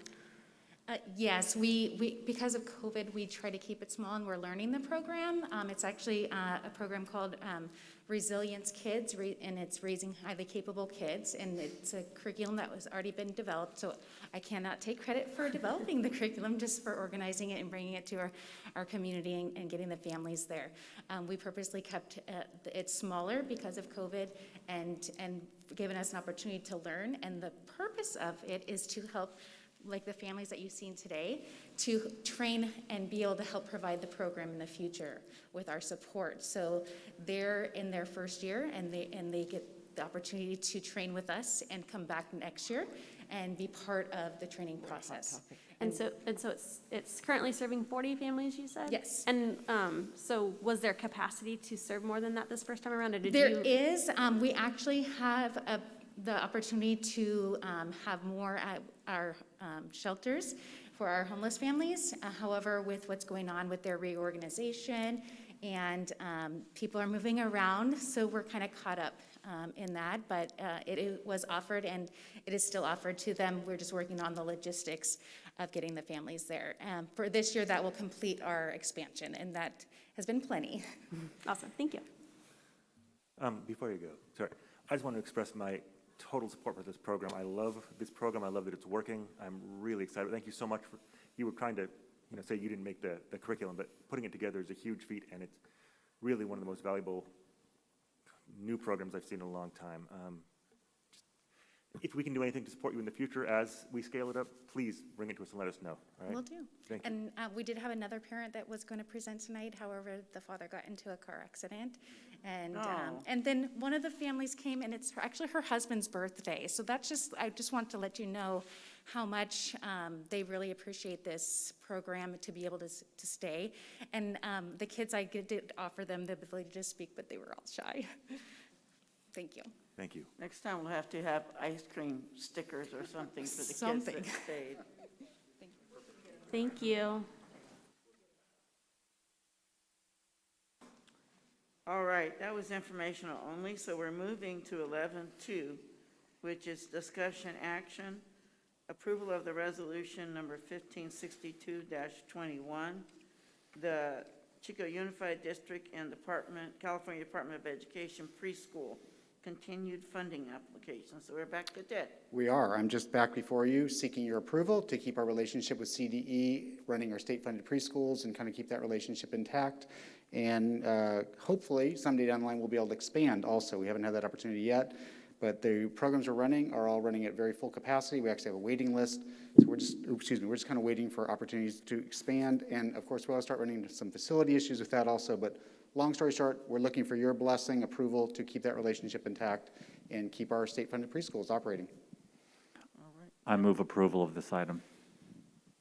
I'll second that motion. All right, so I have a motion and a second to approve the continuing funding application. It's resolution 1562. It's just our agreement that, the state knows that you are supportive of this and want to keep moving on, and lets the state just keep that funding in line for us. All right, any other discussion? I just wanted to really quick remind the board that we do have order to follow, so make sure that we're following our points of order, even though we know that we are falling a little bit behind. Yeah, just wanted to comment on that. Does anyone in the audience have a comment? All right, so we've had a motion and a second discussion. All those in favor signify by saying aye. Aye. Aye. Thank you very much. Thank you. Okay, so the educator effectiveness block grant is 11.3, and that's Tina King. Good evening. I am back with the Educator Effectiveness Block Grant that would give Chico Unified $3.1 million through the school year 2025-26.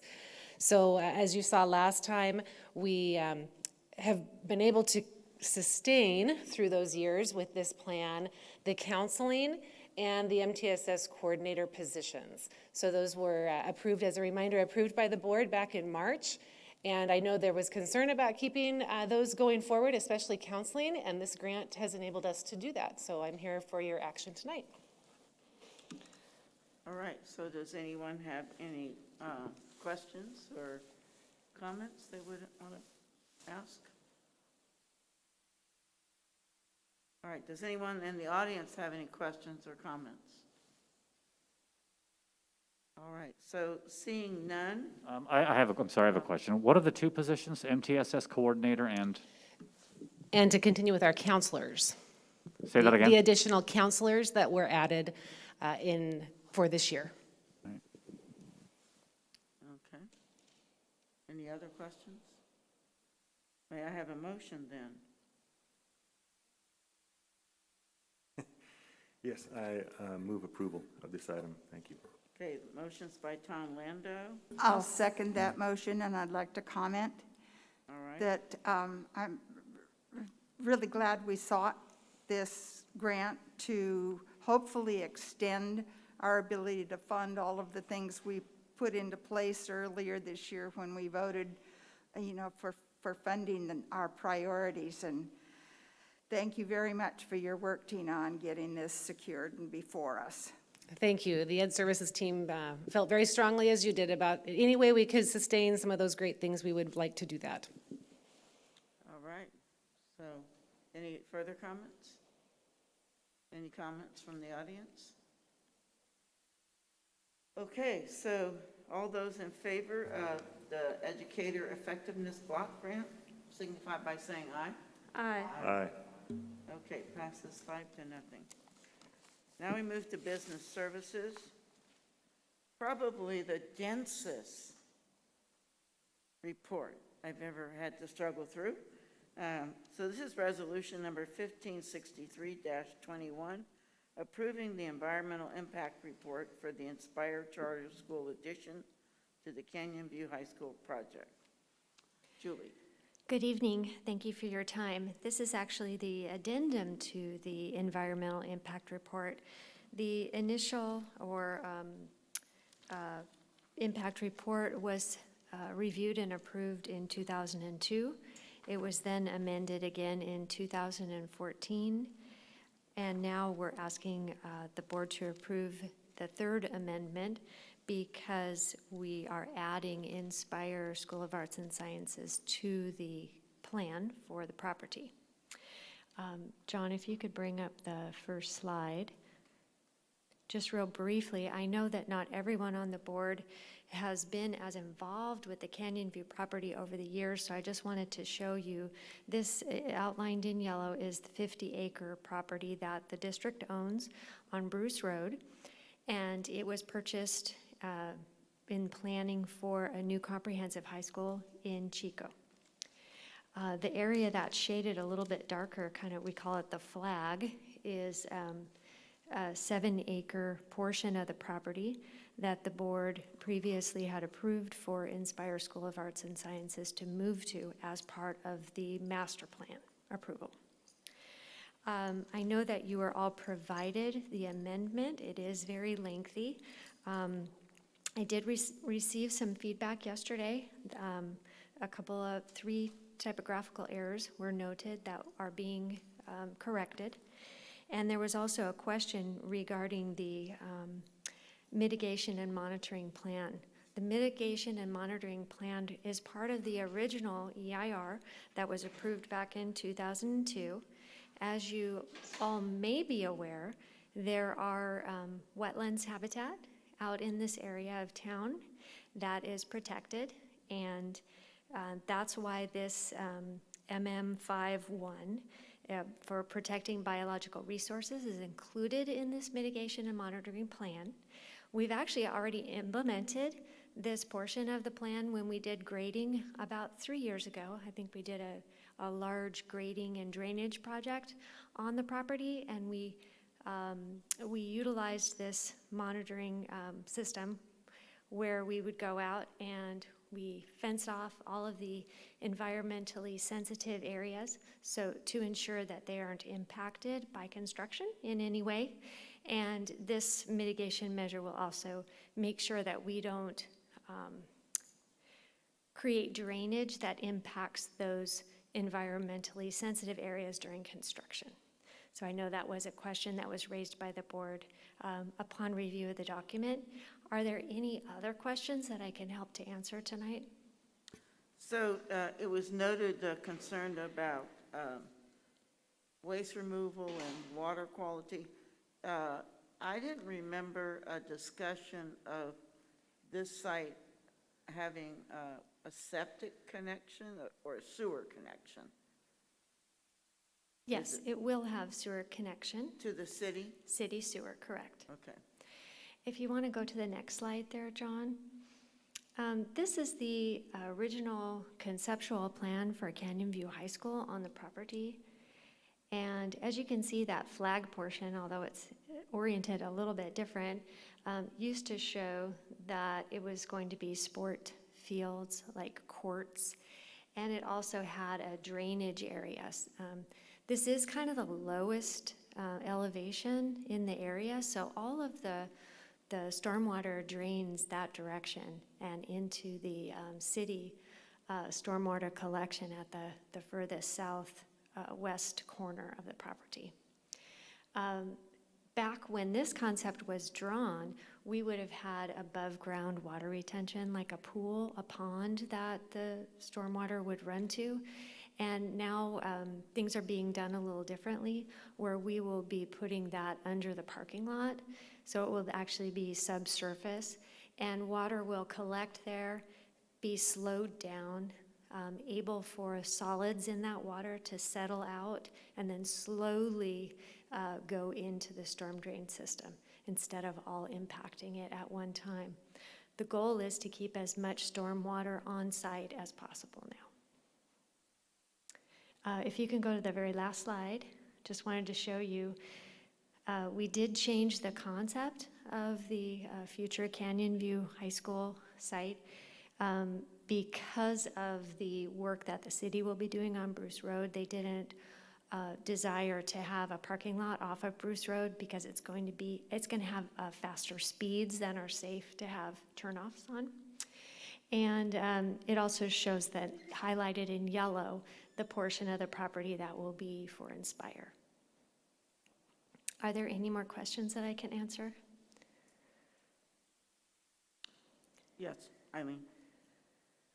Thank you, Julie. You mentioned the widening of Bruce Road, and I agree that makes a traffic issue.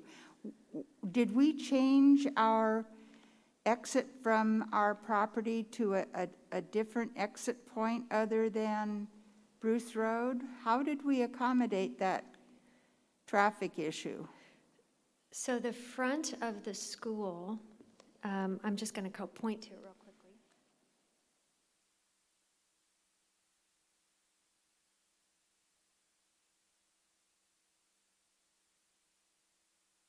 Is Webster Road, which actually doesn't go through yet. As part of the housing project called Stonegate, Webster Road will be constructed.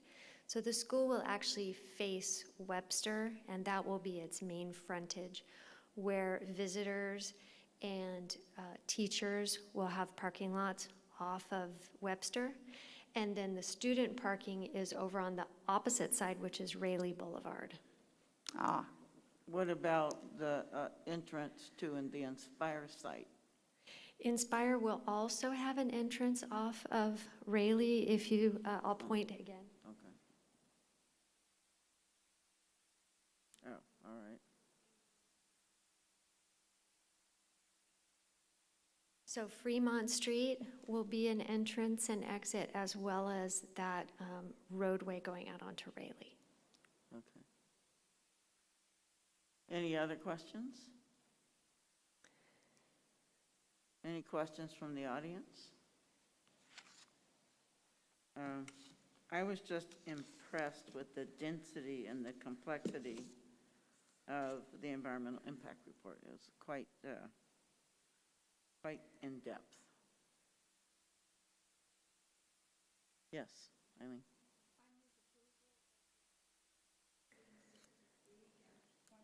I'm sorry, point of order. Well, we definitely need to ask about public comment, right? And call for a motion. We should be waiting for our president to call for a motion, please. Okay, I did ask for public comment, so now I'll call for a motion. Yes, thank you. I move the approval of resolution number 1563-21. Second. All right, thank you, Matt. So we have a motion and a second. Any further discussion or questions on resolution 1563-21? All right, so I'll call for a vote. All those in favor say aye. Aye. Okay, 5-0. Thank you, Julie. And whoever did this was extremely thorough. Thank So- you. Pardon? Thank you. Yes. So you're up again for number 2, Pleasant Valley High School Engineering Design and Manufacturing Product Development, CTE projects. We're supposed to get bids, correct? Yes, we received bids on December 9th. This is the 4th and 5th CTE projects and final projects at Pleasant Valley High School that we have in the works right now. We received 3 very competitive bids. The first bid was from Bobo Construction at $4,478,000. The second bid was Geno Construction from here in Chico, $4,250,921. And the lowest responsive bidder was Slater & Son, also from here in Chico, at $4,021,183. So they were all really close, and we had good competition, so we're very pleased with those bids. And we're here tonight to request that the board authorize us to enter contract with Slater & Son. That bid amount is within the budget. All right, any questions? I don't know if I'm just not seeing it, if I missed something, but was there, the numbers you just like gave us, is there something for me to actually look at that? No, there isn't, because the board agenda was due before it bid. Okay. So the information wasn't available. Can you remind me who the top 2? Yes, Bobo Construction. Was the lowest bidder? The highest. Oh. Geno Construction was second, and Slater & Son was lowest. Gotcha. I think I got confused with the order and then just the numbers and, yeah. Sure. And so Slater was the lowest and they're local and that's who you're recommending? Yes. Thank you. All right, any other questions? Okay, may I have a motion then, please? I move approval of the staff recommendation to enter into an agreement with Slater & Son based on their successful bid. All right, I'll second. okay, so that's Matt and then Caitlin. Okay, any further questions or discussion? All right, all those in favor signify by saying aye. Aye. Aye. All right, 5-0, thank you. Thank you. So Julie, you can't run anywhere, correct? No, I guess you can't. Yeah. Well, now we have Jacqueline. Oh, my God. We just won't use that one. Don't use it. I'm not. Okay. I'm not touching I anything. thought John promised me it wouldn't happen again. That's the 3rd time. There we go. There we go. Sorry. I'm just going to use Jim's. Okay, Jacqueline, we're talking about the Yes. financial update of the nutrition services program. Yes, I want to bring before you this evening, there's a PDF, John, if you can launch that on this agenda item.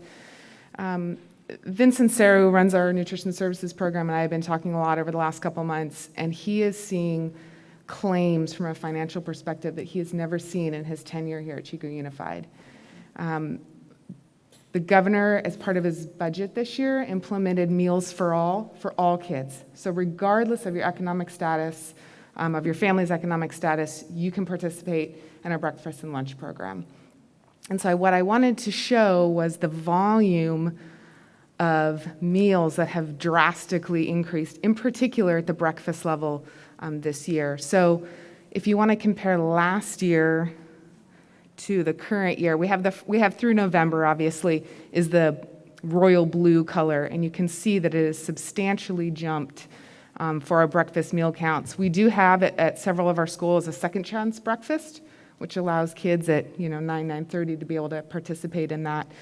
So you can see that large jump. So we're seeing meal counts like we've never seen before, and more importantly, those kids are eating, right? Who maybe didn't have the chance before, didn't know about it. There's no paperwork related to this. Every kid is served. It's as easy as that. So I want to just bring that forth to the board tonight, and I'll show you the lunch counts as well. They are higher. They're not quite as high as what we're seeing on the breakfast side as far as growth is concerned, but we're still seeing more and more kids eating in our school lunch program. And I bring this up because the next agenda item is our budget. And with these increased meal counts and a slightly higher reimbursement rate from the state, we have a zero contribution to the nutrition services program, which is amazing because when we presented in June, it was about $800,000. That was coming over from the unrestricted side of the general fund into our nutrition program, and that's been eliminated. So I thought it was really vital to bring this forth on two fronts, one on the financial front, but more importantly, our kids are eating and they're participating in our program, and I think it speaks volumes of Vince and his team. Eileen, did you want to make? Yes, comments from staff at several schools, especially the later breakfast, at the change in attentiveness and the lack of discipline issues because the kids have gotten a chance to eat when they begin to get hungry at 9:30, 10 o'clock. It is just noticed, and the impact on the kids is wonderful. I also have grandkids that are participating in the second breakfast, and it is pretty amazing. Can't finish what they have for breakfast at home, but they can go to school and have a second one. It's because it's too early. Yeah, well, we're too rushed or whatever. But the thing that really, really struck me is the total number of meals that kids are getting that we are providing is just staggering and incredibly, I think, helpful to our whole community.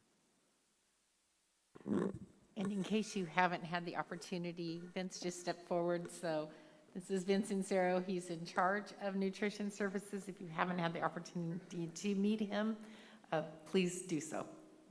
I try not to inflate his head too much, but this is pretty remarkable. Pretty remarkable. And I would like to say that our nutrition services program is one of those programs that has had struggles getting staffing, and yet Vince and his team are able to pull this off. A lot of extra work, I know, but it's been commendable as well to still make it happen for our kids. Yeah. They're extremely positive workers. I mean, I've seen families coming with, a stroller kid that's obviously not in school, the parent, and two other kids walking, but they're all coming to get food. Really positive. I think it's remarkable just seeing it graphically, thinking back about how our students were going without food, and now they're being fed, and it makes a big difference. And looking back on those last 4 or 5 years, wondering what other impacts could we have made even greater in those times if we were able to feed them, and just the importance of continuing this to the greatest capacity. Thanks for all you do, Vince. Tom? Thanks. Two things. One, it was mentioned the correlation between food, breakfast especially, and discipline issues. I would love it if it was possible to gather some, site-by-site data on the increase in breakfast served and any change in the number of discipline issues. I think it'd be really valuable data to have, not just for us, but for other programs as well. My other comment was, man, Vince, your passion for feeding our kids, I love it. Every time you hear it, I'm going to say thank you because it's so good. Thank you so much for doing this.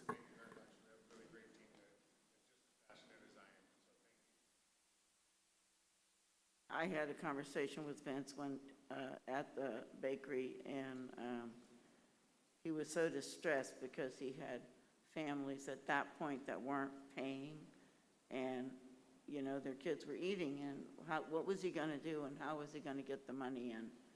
That's such a heart-rending situation to be in. So I really, really appreciate that the governor has recognized this as a critical need, critical need. All right, so can I have a motion? No, I'm sorry, you already did it? Okay, I didn't put your name down though, Tom. I was like, what? No, it's informational. Oh, informational only. Oh, this is just to give you a fat head? Yeah. What the heck? Well, I'm happy to be able to do that. Thank you. Good segue into the budget. Okay, so now we have the approval of the first interim budget, and you have somebody new to introduce, don't you? Yes. All right. This is Cherise Bromley. She's our new Director of Fiscal Services. Very good. Yeah. So John, can you bring up the presentation for the next board agenda item, please?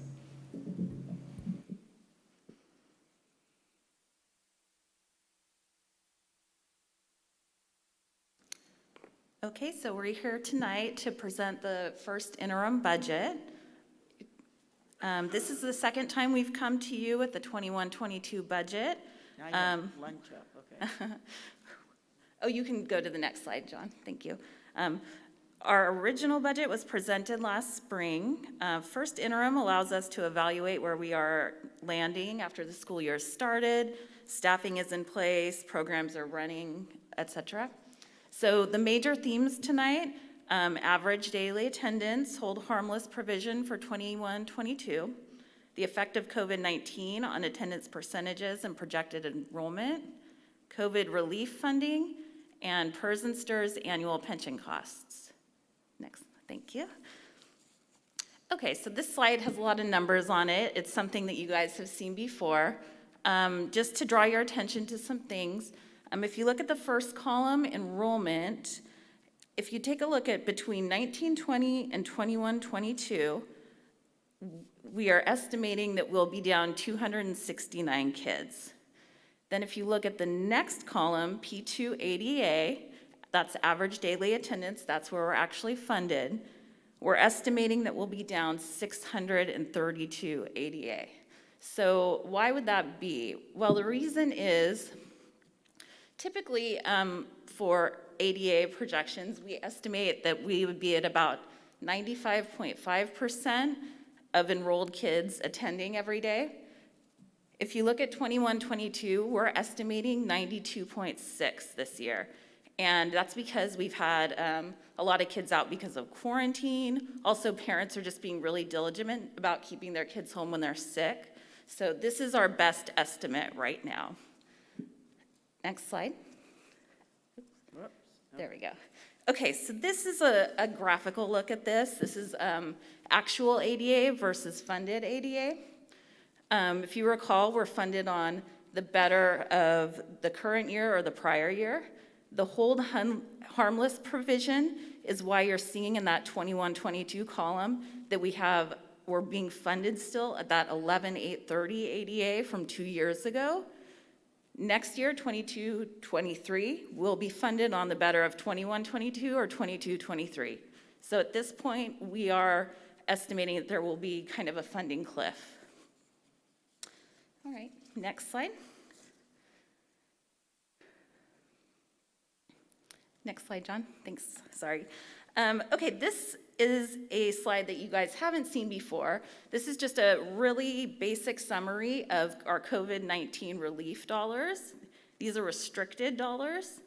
They're made available by the government to prepare for, respond to, and prevent the spread of COVID-19. We have to, use those principles for everything that we spend this money on. So we just kind of wanted to show you the total allocation that we had was 60 million. We had very few expenditures, 1920. The funding was really new then. 2021, we spent around 12 million.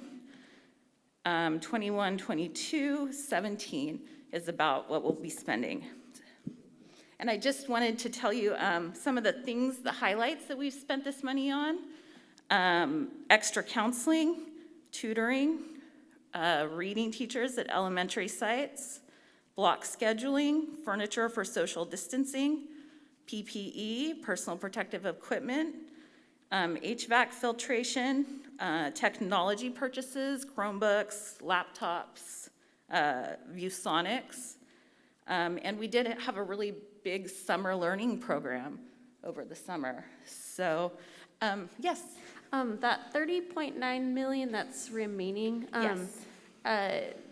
Those dollars have time limits for spending, right? Yes. And it just depends on which grant they're coming from? Right. We're looking to spend into the 23-24 fiscal year. Okay, and then I have one more question, and this is actually more of like this has come up a few times and I've never asked, but on the previous slide with this graph, I just have a request, and you don't actually have to do it. Sure. This is for everybody in financing, but I would like to just see a preview slide that shows these bar graphs starting at 0 and then zooming into this, because it looks like, you know, for the layperson who doesn't read data a lot, it looks like we lost half of our students unless you start to really look at it. Yes, we discussed that before, I think, so I think that's a change we can look into. Okay. Certainly. Just a image-wise thing. Definitely. Thanks. And we will be bringing a more detailed report on the COVID spending and planning early next year. So that's it. And Sharice will be up. Good evening, board. So just some major assumptions that we've taken into consideration when building this first interim budget. So the local control funding formula is where we get most of our unrestricted funds from. It's based on the state adopted budget, and the state estimated that we would have a COLA of 5.07, so that was what they gave us in the fall. So all of our LCFF calculations are based on that cost of living adjustment. We also use our ADA, you'll hear that a lot, average daily attendance. Marie addressed that in the previous slide. And as she spoke about before, the number we're using for this year, for the 21-22 school year, is that 11,830. So that's our funded ADA. Another number that we use when we're doing these calculations is the unduplicated students. These are identified subgroups, and that percentage is 52.94. Those subgroups include English learners, low income, and foster students. And this number has gone up by about 2.7%. I'll address that in one of the later slides since we did the 45-day budget. One of the other things that we use when we do this calculation is salaries and benefits. So we build our vacancies and salaries and benefits estimates based on what we had in the system as of November 1st. Yeah. Sorry, on the previous slide, I don't know why I don't understand, but what is the 52.94% a percent of? That's our unduplicated percentage of students. So that includes all of our English learners, foster, and low income. No, I understand who they are, but I don't understand what is a percentage of. Of the total population of students. Okay. And so that falls into this for budgeting purposes? Yes, so that's one of the numbers that the state uses when they calculate our local control funding formula. Okay. So we have our supplementary grant is based on that unduplicated percentage. Okay, thank you. Yeah, you're welcome. Okay, so now we're taking a look at the income statement that was built based on our budget. So that first column is your unrestricted dollars in the general fund. The second column is your restricted dollars. So those are grants like all of the COVID money that Marie was speaking about, CTE grants, federal grants like Title I. Those are all the restricted dollars. And then the final column there is your total. So unrestricted dollars, that's primarily our local control funding formula I spoke about before.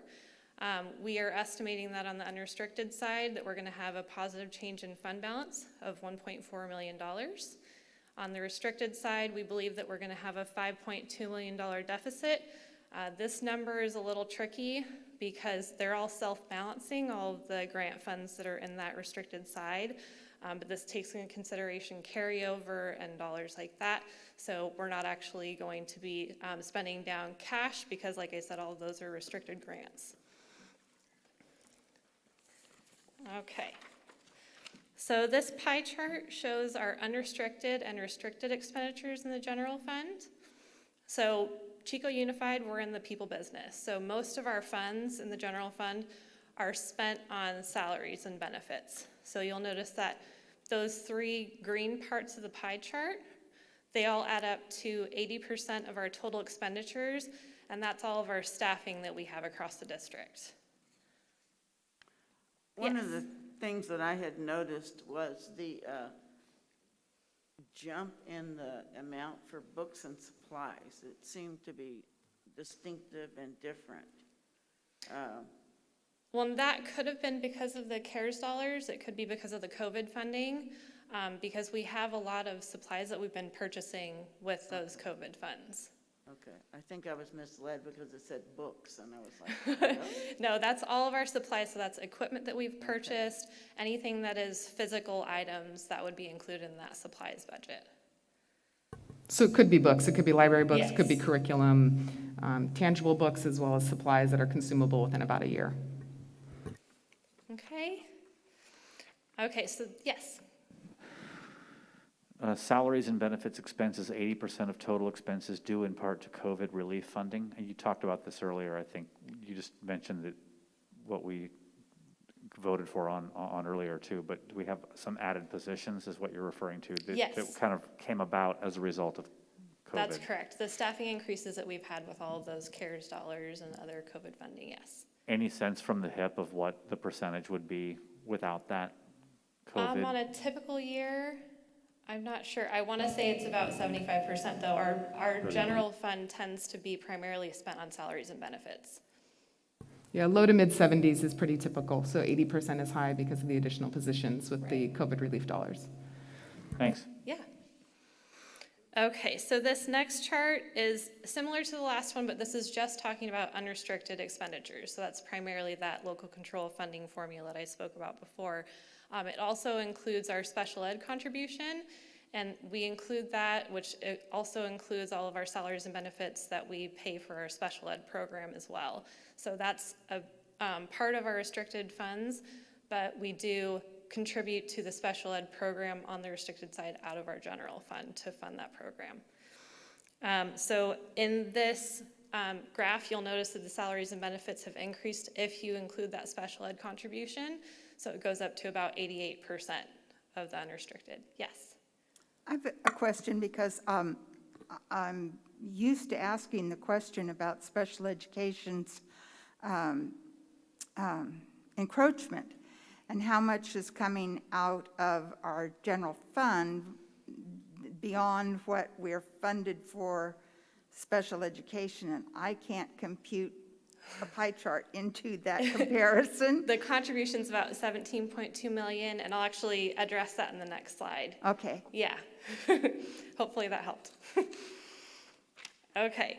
So this slide talks about all of our other financing sources, uses, and contributions.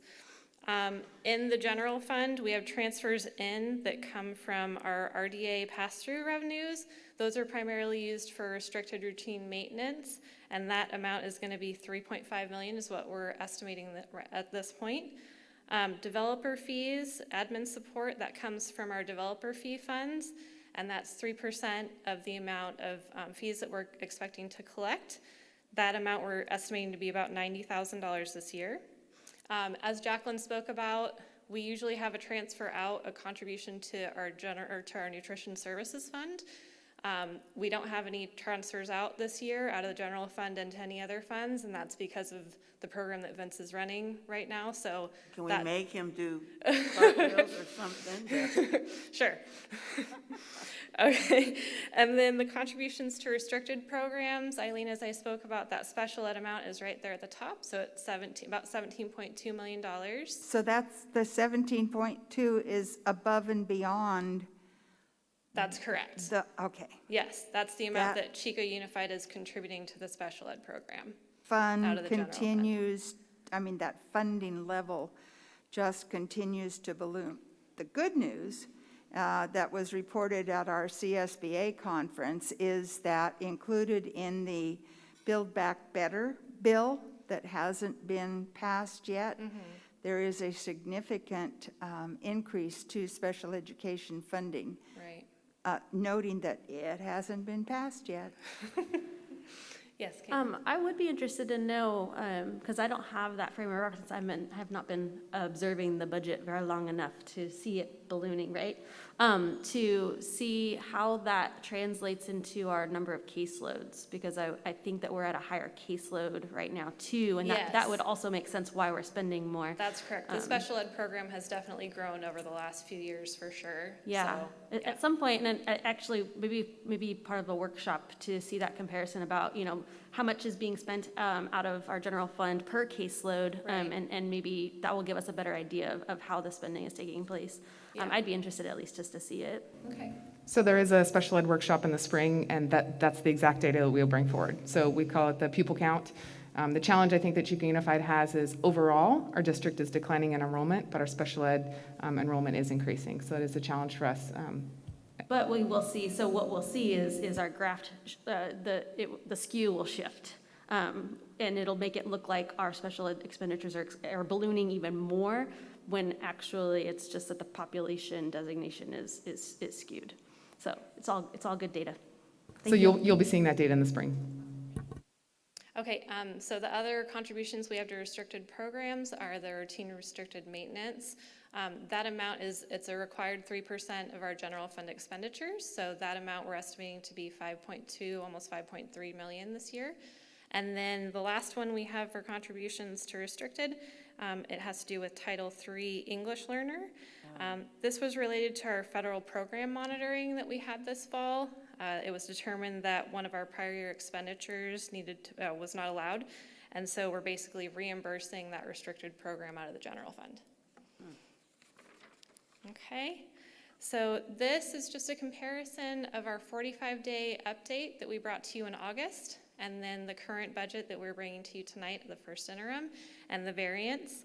As I spoke about before, that unduplicated pupil percentage went up by about 2.79%. So that increased our local control funding formula by almost $400,000. There are some other differences, but the larger one that I wanted to bring to your attention was the expenditures.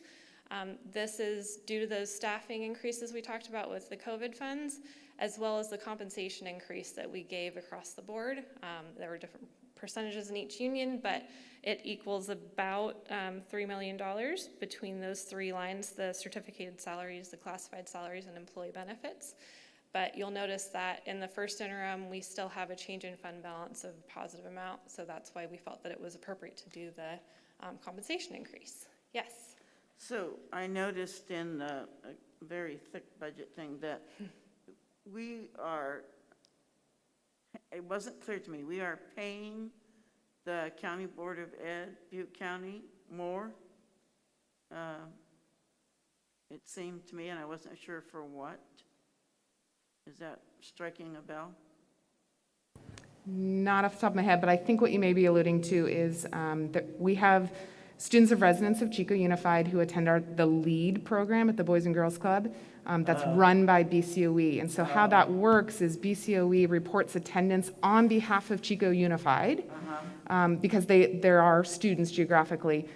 So the cash from the state comes into Chico Unified, and then we turn around and we pay Butte County Office of Ed to serve those students. So is that where I think the term was tuition? Is Yes. that- Yes. Okay, that makes sense, because I was getting confused. And then there was also a notification that we had our student enrollment being impacted by charters, a new charter. Achieve came on this year as authorized under Chico Unified. I don't believe it's accurate probably to say that our enrollment was drastically altered by Achieve coming on under our authorization. But they are the 9th charter that's now authorized by Chico Unified, effective July 1. Yes, core has continued to grow from a competition perspective, but we don't authorize them, but yes. Okay, so at this point, I'm going to turn it over to Jack. Oh, yes, go ahead, Doc. I remember Dolly, sorry. I'm a master, not a doctor. Oh, no, I'm you're- just- So pretentious. Totally joking. I've just been waiting for a chance to say that because it's silly. Just wanted to cover it. The state revenues decreased by 42,000. You probably already said this, but can you just remind me again why there was a little less than what we had expected? That I don't know off the top of my head. That's going to be our lottery revenue that we receive related to ADA. Okay. So as we budget a decline in ADA, then we receive less per pupil or per ADA in unrestricted lottery dollars. Okay. So that means in the first, the 45-day, we were thinking we would get more because we thought the enrollment decline was more than what we had anticipated? Not so the enrollment, but the attendance percentage. So at the 45-day update, we didn't, I don't think we accurately forecasted the impact of the quarantines Gotcha. and how that was going to impact our Okay, ADA. So at the 40-day mark, what we had anticipated being our not enrollment, that was a misspeak on my part, but our attendance was just under, it was off. Okay, thanks. All right, so moving forward, the other piece to our budget every year is our multi-year projection, really important for planning purposes. So we noted earlier when we did the enrollment, there's also the ADA piece. And so we are estimated to decline 19 next year and 36 the following year. Again, we're getting into that tricky part where our enrollment is decreasing significantly, but because of this adjustment in attendance percentage, the ADA impact is less because the hope is that next year more kids attend more often. So related to enrollment, we'd have decreased certificate FT of 6 in 22-23 and then an additional 5 in 23-24. So when we look at these projections for planning purposes, we certainly look at step and column for staff, our changes in our STRS and PERS rates, insurance and utility costs. We're all seeing it in the fuel area as well. The other piece we always take into account that we do have some savings related to retirees. They tend to be at the higher end of the pay scale, and we hire staff with less than 15 years experience coming in. And right now, the COLA estimate for 22-23 is 2.48%. In 23-24, it's 3.11% as of right now. I'm sorry, I have another this is a very basic question that I should know the answer to, and I feel like I Yes. do, but I think I might be wrong. When we're talking about our ADA funding, isn't it typically, and I know that we were in some weird years, isn't it typically based on the prior year ADA? So we're talking about next year's funding, or am I misunderstanding that? So school districts are funded on the greater of last year or current year. Okay. So because we're declining, we're basically funded on the prior year. Right, so I'm thinking about next year, if we are working in the hope that we'll see a higher ADA next year because we'll have less quarantines and all those things, that we'll be able to fund based on next year's ADA and not this year's. Possibly. Hopefully. Yeah, hopefully, yes. Okay. I'm a person of hope. Yes, we'll say hopefully. So here's the unrestricted side of our MIP. What I really want to point out that was alluded to earlier is that funding cliff. So in the current year, our revenue is $124 million, and you can really see that drop down to $120.6 million, and that's related to we don't have that hold harmless anymore, and so we'll be funded on a lesser ADA amount. But relatively speaking, our expenditures are pretty comparable in all 3 years, and then with the COLA increases, back in 23-24, the revenue goes up to 124 again, so it's almost equal to the current year revenue. So it would be, obviously, as we said before, a change in fund balance of the current year of $1.4 million. Next year, we would deficit spending 3.9, almost $4 million, and then about $900,000 deficit spending in the third year. So I do want to point out we have very healthy reserves. Currently, in the current year, we have $21 million that is undesignated fund balance at this point after the designations that the board has already approved, and I'll speak to that in the next agenda item. With the deficit spending, we go to 17.8 and then 17.4 in that third year. Still very, very healthy reserves. So the other piece that we're hoping to get legislative help with when the governor's budget comes out in January is the STRS and PERS impact. So we did have a small reprieve on the STRS side last school year in 2021. The rate actually went down, which is kind of unheard of, but it is continuing to grow. So these are year-over-year numbers of values that we have to continue to add into our budget related to PERS and STIRS. So as of right now, in 23-24, the rate for STIRS is not changing. It will stay at 19.1, which is why there's a big 0 in that far right column. So just want to point it out, this is a real dollar impact to our budget, and one that we have to plan for every year going forward. So cash flow is always important. We always bring it up. You can have a lot of fund balance, but if you don't have cash in the bank, you got a problem. So there aren't any deferrals right now, so we're good with that. And I will say that our healthy fund reserve has helped keep a high cash balance. Year over year, it's pretty cyclical of when the cash dips. October, November are always our low months. December spikes up because we get all our property taxes. Thank you for the taxpayers. And then we usually have a small spike in April and May related to the taxes as well. No concerns at this point. So we are required to self-certify this budget, and it can be positive, qualified, or negative. I'm happy to say that we are self-certifying as a positive budget going forward. So we can make our obligations in the current year and the future years. So pending board approval tonight, we will submit this to BCOE tomorrow for their review. So next steps, anxiously waiting the governor's proposal in mid-January. So hopefully about a month away. We are hoping for some STIRS and PERS reprieve. We're hoping for Meals for All going forward, and there is talk about increasing the base rate that we're getting per ADA. So hopefully those will come to fruition. And as always, kind of a feedback loop. We're always continuing to evaluate the program and make sure that our expenditures align with our LCAP goals, our district priorities, and that we are conscious of our deficit spending. So after we come back from the holiday break, Ed Services and Fiscal Services will be actively starting to talk about the educational program for the 22-23 year. And so we will be reviewing the COVID relief spending plan that was brought to the board last spring. And we'll probably be reviewing that at the February board meeting with some revisions based on the program that we'd like to implement in future years. And then obviously very actively watching our enrollment. We had our K registration, so we'll continue to watch that. We'll continue to watch our attendance percentage, which is probably really, really more important this year than any other year, because it's going to probably determine our budget for next year from a funding perspective. So we'll watch those two things in the early months of going forward before we come back in March with second interim. Is there any questions regarding the budget? Anybody have any questions? Anybody in the audience?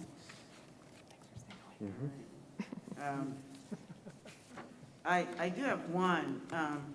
RTK, does that count as enrollment for us and attendance? Yes, from the state's perspective, TK and K are the same. Okay. So we do get ADA for TK. So as the universal TK is rolled out and more 4-year-olds participate, we do get ADA for those. Okay. But I would assume not for the preschool? No, we do not. That's a whole separate funding stream based on that resolution that you passed earlier with Ted Sullivan. Okay. So, all right. So do we have a motion for the, oh, it's informational only. Okay. So no, we do need a motion tonight from the board. We do need a motion for yes. the approval of the 21-22 first interim budget. So moved. All right, it's been moved. Seconded, all right. So any questions or comments? I have a comment. Yes, please. Fantastic job. Thank you so much. Yeah. Very thorough report. Presentation.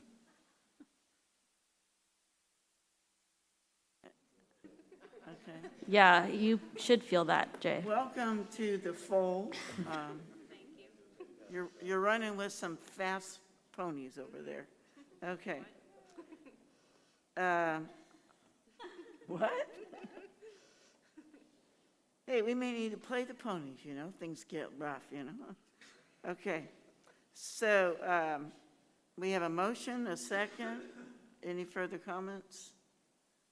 All right. All those in favor of approving the 21-22 first interim budget? Aye. Aye. Aye. All right. Okay. Yes? Madam President, could I ask a quick question?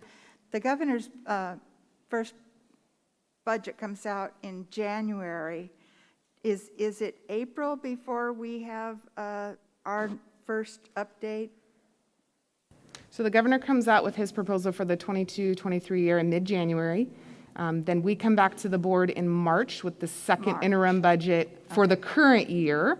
And then the governor will come back in May, called the May Revise, with kind of his final revisions related to tax revenue that's been collected, and we use that as our basis for the next year. And the legislature uses that to pass the state budget. Okay.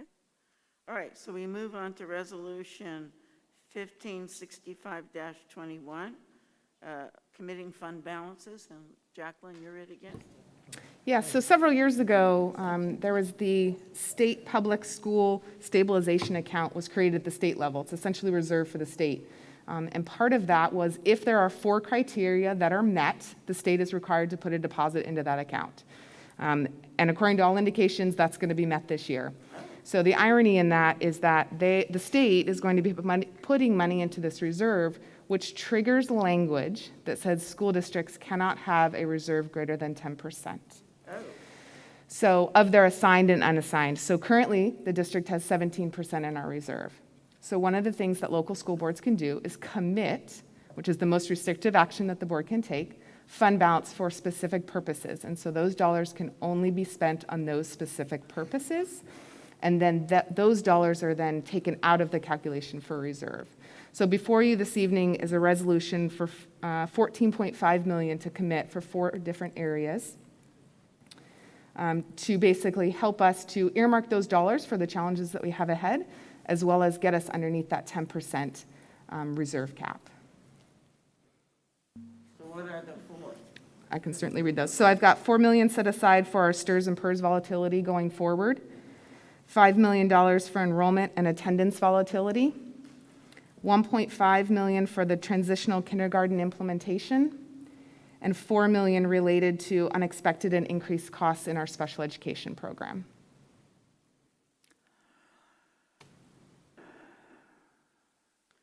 And this is basically a protective shield, Yeah. correct? Yes. All right, thank you. Eileen, did you have a question? Oh, I didn't have a question. I was just going to comment, you know, when this thing passed the legislature, the idiocy of, here's your money, but if you save any of it, we're going to take it away.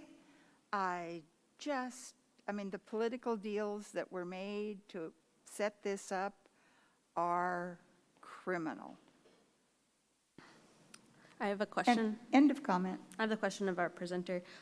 So the decision to split this money out, the way that it has been split is based on previous circumstances or some kind of trends, or how are those dollars determined? Because actually, I guess it'd be more discussion time for me to say what I would personally feel, but yeah, so that's my question.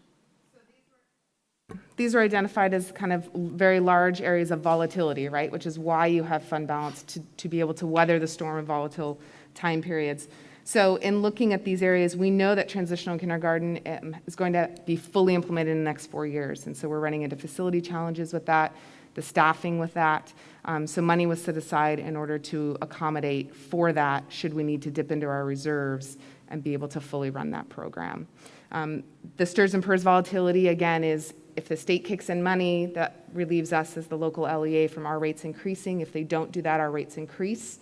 And then that is part of our budget on an ongoing basis.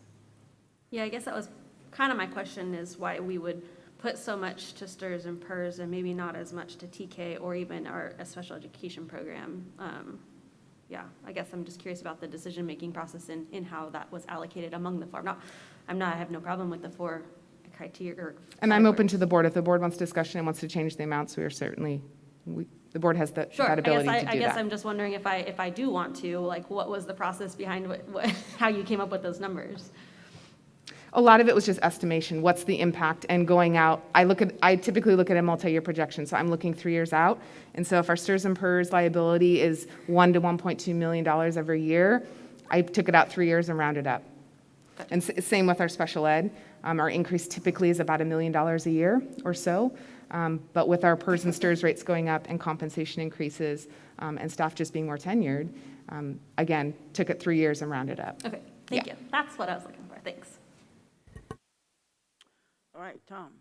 My understanding is these are effectively still reserves by another name, that we just earmark them for specific categories, so.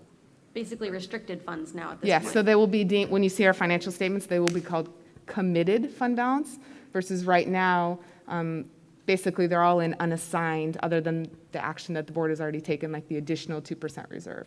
But they're still, yes, they're still part of our reserve. They're just named something differently. Thank you. Okay. Madam President, may I be recognized? Yes. I think this looks like a level-headed, responsible approach to all this. You know, we've got sort of you got your wants and your needs, I think, and you know, respecting your stirs and purs volatility is a need, not a want. You know, it's a necessary planning thing, and then also in that category, I think, is planning for attendance and enrollment volatility. And also I think in that category, maybe to a slightly lesser extent, but you get into legal liability, unexpected increased costs related to the special education program. Those are really, really important security for the district things. You know, and helping out with transitional kindergarten implementation is on our wants list compared to the other three things, I think, on this little breakdown. And, you know, it's also the one that we're spending the least money on in this metric. And so, I mean, I think that just seems like a really responsible way to spend this money. All right. So, if there's no comments from the audience, questions? Oh, yes, Kevin. I just have a question. So like with the STIRS volatility, because we all know what's going to happen, if this gets earmarked for that, and let's say the STIRS contribution goes down, can the board re-earmark it for something else? Absolutely. So this is the most restrictive way to earmark fund balance, but as it states in the resolution, the board takes action to commit these, but the board has to take action to uncommit them in totality or to adjust them in any way. So if that is the case, then I would come back to the board, taking off the STIRS part, should that be necessary. But it would take board action to do that. And thank you, Kevin, for proving you're awake. All right. So, Madam President. Oh, I'm sorry. Oh, please. Come to the mic and give your name.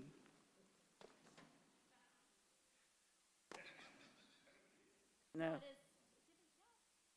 Hi, I'm Jessica Hunt, and I am actually not speaking as the PTA rep. I'm going to speak as a parent of special needs. Oh. And one of the things I had to ask, that money that's being set aside, can that be used for staffing? Yes, absolutely. So anything related to the special education program. Okay, because there's a desperate need for staffing, and I know you guys know that, but I don't think everybody knows how bad it's impacting our kids. My kids have lost aides being transferred out to cover other.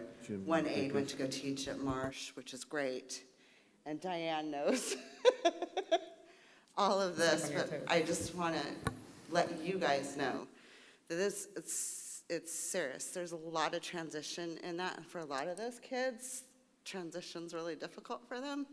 So you have an aide that's been with them for a couple months and then is gone. They have to make new trust bridges with somebody else. So, thanks. Yeah, we've struggled for quite some time to hire sufficient number of aides. We have a lot of open positions. We recently negotiated with CSEA to increase the starting pay, and that has turned around. I mean, as of today, I know Diane was in interviews all day, so it's turned around some of our issues substantially. Yeah. So just Thank an you, update for you. I want to thank Classified HR in particular, and Jim and all of his crew. We did some work together to speed up some processes by spreading some duties, and we were able to move up interviews for aides. We did interviews on Monday and today. We interviewed 28 people for 30 positions, and so we filled all of those positions today, and so those were Those are positions that were open through COVID because we didn't need people. A lot of things fell away. You know how hard it's been to get staffing now. And so I'm very excited, thank you to your team, that we were able to fill many, many positions.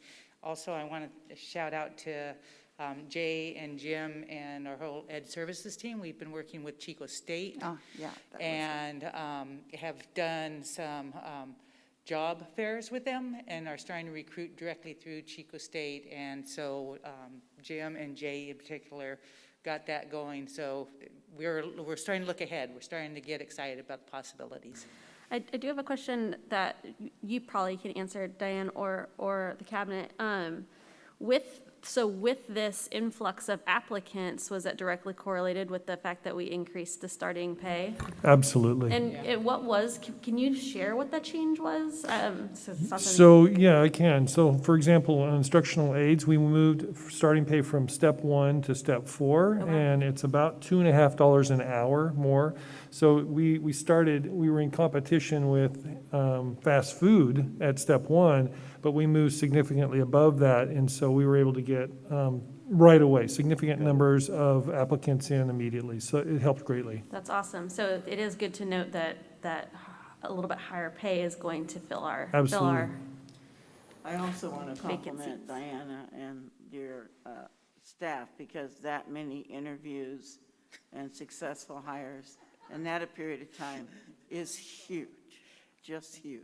And I do want to say that they were all qualified. We went through the real process, not Jay's process. We don't do fake. And they were all really highly qualified, and we stole from some charter schools. We stole from some agencies and some other places that this is just what they wanted to do. It was a really, really good, sorry, Jay, I shouldn't have said that. All right. My boss, sorry. Congratulate, really, that's just wonderful news. That's announcement worthy, Diane. Come on. I'll just throw out there too, I mean, it's important for special ed, but we also did significant applicant pool for our custodians too, which has been huge. We've been chronic shortages of custodians. So Okay. good on all fronts. What I want to say is, see what you started by getting up and making a statement. That's your reward. Thank you. That's all of our rewards. You gave us a little kick. Okay, so Resolution 156521, we have a motion and a second. I'll move the adoption of Resolution All right. 156521. All right. Okay. All right, any other comments? I have a comment. I'm tempted to, I don't know, I guess I'll just actually shut my mouth and just trust Jacqueline's judgment. That's what I recommend. She looks trustworthy. That's what I do.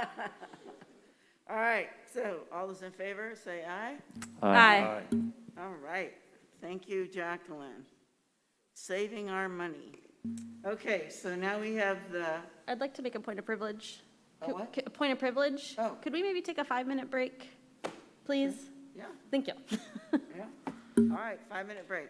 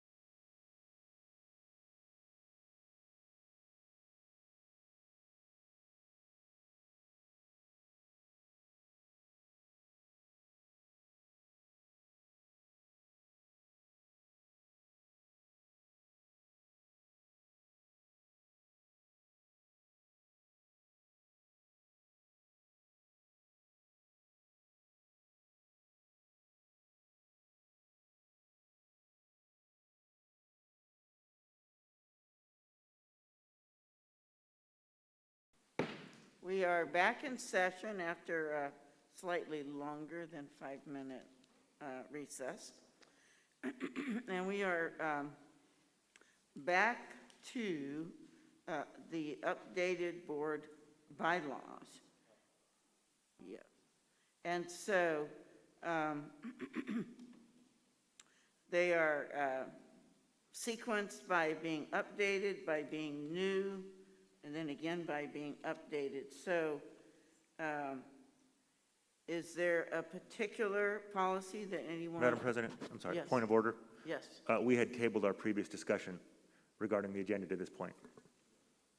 Right, we did, except in discussions with Eileen, she's thought, and I thought we had actually passed the 2 proposals that we had. No? What we tabled was the discussion about the timed items for our board workshops. And, Okay. Yeah. So we had moved that to this agenda item. So I just want to clarify if we're going to address that after the board bylaws. We didn't specify at which point. So Kelly, when you came to me, there's none of the quote-unquote policies here address agendas. No. So what I had asked Dr. Kaiser if they would consider going ahead and going through the updated board bylaws, the new board policy, and the updated board policies, and then return to the discussion about the agenda format. And that way we can have staff and those that are waiting to answer any questions you might have about Okay. board policies, release them to go ahead and go. Okay. And some of these reflect legal obligations. The first one, for example, electronic communications, that's the Brown Act. So they're extremely deliberate in the statements to make sure that everybody is aware and paying attention to the law. So what I would suggest is how we have done the process in the past, is that we ask if there are any of these board bylaws, policies that the board would like to pull and discuss further, and then we would pull those and then pass the ones for which there's no discussion or no concerns, and then come back and go in numerical order for the ones that were pulled. Well, I'm going to pull 9012. I have a question. Are there any others that somebody wants to pull? Yes. I'd like to pull 470, 470. the COVID mitigation plan. Oh, 0470. Okay. Sorry. Okay. Anybody else?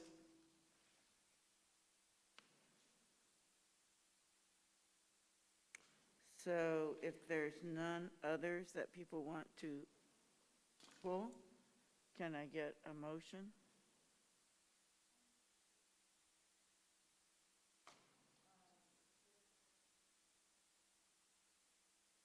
Nine zero 12. Second that. Okay, so we have a motion and a second. Any discussion?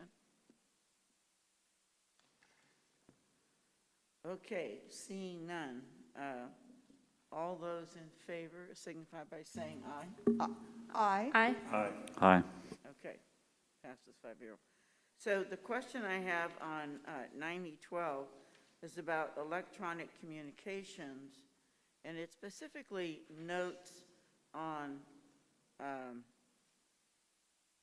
communications assets that are purchased or provided by the district, like if the district was buying your phone or your computer, and it says that if it's not on a District 1, you need to send a statement to the district communication systems. So does that mean you have to use the laptop the district gave you to send a communication about you had a conversation? No, it means you need to use the district email. So Just anything, the district email? anything you use through the district Oh. email account, then we can access. And if there is a Public Records Act or a subpoena, then we have that. Okay, that really helps with the clarification. Thank you. Okay, that was my only question. Does anybody else have any other questions about this? No, I move approval of 90, was it 12? Public 9012. Okay, Second that. all right, second by Tom. Okay, all those in favor? Aye. Aye. Aye. Aye. All right, thank you. Okay, so now we move down to 0470, the COVID mitigation plan, and Matt? Thank you. Yeah, I think this thing is just very over-prescriptive. I would personally either eliminate this policy entirely or make it very non-specific of what we will do. If the law requires us to do something, by all means, we should go ahead and do it. But I don't think we need to write several pages of steps for ourselves, creating, or validating, et cetera, just all these hoops for our staff and everybody to have to jump through. We know that our community hates a lot of the things that are in this. I mean, certainly not universally. There's different opinions, but we've heard most loudly from our constituents who, hate things like associated with the vaccine and testing mandates. People don't like the masks. If there's a law there that we need to abide by, let's abide by it. But we don't need to be spelling out in all this detail what we're going to do and how we're going to do it. Kelly, it's my understanding that these generally come to us from legal opinions from. So just as clarification, our board policies come to us from California School Boards Association. They have a program called Gamut. And what they do is they go back and update policies when there are changes to law, when there's been court cases that may impact things that are related to education. So, Mr. Tennis is accurate. These, the vast majority of this is a reciting of Ed Code. These are laws that are in place regarding to COVID that, we will do whether or not they are in policy. If it's Ed Code, we have to do it anyway. But this does make it very clear, what those expectations are. Irene? Yeah, my comment, I did go through and review this quite closely to make sure that there wasn't something that left our options other than following the law in question, and I don't see any of that. And I do believe that it is important for our own ability to state why we are doing something that to not do it the way would be against the law. That this is only lawful orders. And I think it's important to have that in place as our backup so that we don't have people questioning why we're doing something. We have stayed so closely aligned with what we lawfully have to follow that I think it's important for us to continue to state that that's where we are. We are only following the law. All right. Anyone else would like to comment? I was a little confused because I didn't know if there was a motion on the floor, but if we're commenting, what I think is beneficial about having this document as a board policy is that it does break down the Ed Code and the government code into bite-sized pieces and just outlines, why these, basically gives justification of why these are policies. And then if anybody wants to get into the real legal jargon, they can go see those policies rather than just saying, well, we're following the law and that's what we're doing. It helps to see, after the strikeout stuff will be taken out, it'll be about a 2.5-page document, if I'm reading through it correctly. So I don't think it's too heavy, and I think that it is helpful for our public who doesn't necessarily want to dive into the law or take us at our word that we're following the law, so you know, it's fine. But that's just my interpretation here. When you contrasted your, what we appear to be about to do, with the alternative philosophy of just telling people, well, we're going to follow the law and that's what we're going to do. I got this warm, fuzzy feeling in my insides, like that really is about what I would like to say. You know, I mean, the posture that I want to have with respect to the Newsom administration and CDPH at this point would be that of a, you know, angry, offended turtle that would want to pull into its shell and, you know, just go about our business, focusing on what we should be focused on, which is giving the kids the best education experience that we can, and not letting ourselves get into trouble, but also not being all gushing out to the world about, you know, all these myriad steps we're going to take to, you know, bow down and kowtow to CDPH and Newsom and honor every single thing that they say the way that this document does. So maybe that gives a hint of where I'm leaning on this issue. Tom, did you have any comments? Okay. My contextual framework, and I'm quoting Kelly now, that we'll not go above the law, but we won't go beneath it in terms of what's obligated for us to do. And I think it's fair for parents and students to see where that direction comes from. Because I think a lot of times it isn't clear to people. And again, these are obligations that we face legally. So I'm in favor of letting them to be able to read it themselves, see what the direction is, and then, in fact, the letter that we sent said basically, and the letter that the one from the superintendent of the Butte County office said is basically let people know if they disagree about who to approach about changing it, because these aren't within our power to change. So I think it's fairer that people see the direction, know where it came from, and then they'll know where they would like to place pressure for change. That would be my context. So, any other further comment? Anyone? Okay, so we have the updated board policy 0470. Yes, Eileen? I move approval. All right, a motion. Can I get a second?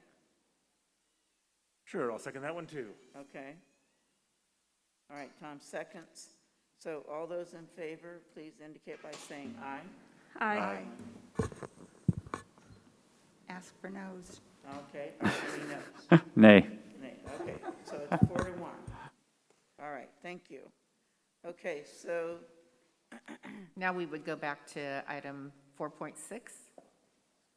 Madam President? 4.6. Yes, that's the discussion. I would motion that we table that to our next board meeting and have it just before items, board member requests for agendas. I have a question about when our next workshop is, and I don't have the schedule in front of me. February 2nd, gotcha. So we would be able to have this discussion before the next board workshop, this action. Gotcha. Okay, so Just, it might help for clarification, it certainly would for me, is what we're considering between now and then is the impacts of a timed agenda. Is that what the discussion is? My understanding, right? A timed agenda for Yes. workshops? For workshops. Right, we had a motion and we had a second, and then it got tabled. And actually, I don't know what the rules of order are at that point, Well, actually. and now we have a board member request to move it to be agendized item Yeah. at. To move it to a time certain, which is the next board agenda, just before board member requests to agendize an item. That would be January, correct? Yes, January. Okay, do I have a second on that? Yep, I'm going to second that too. I'm just going to Okay. second whatever you put in front of me. Uh-oh, where? Here's my. Okay, so we have a motion to Table to a time certain. table the discussion of a timed agenda for workshops to January the 17th and the 2nd. So any other comments on that? Yeah, why are we tabling it? Because I asked that it be tabled, Mm-hmm. And we got a second. Why not discuss it right now? because my brain has gone flat. And I think too. There was a lot of good discussion originally, and I can't remember half of it, quite frankly. I'd like to come back when we have a clean shot at making a good decision on this issue. And it wouldn't be implemented until the February workshop anyway, so we, yeah.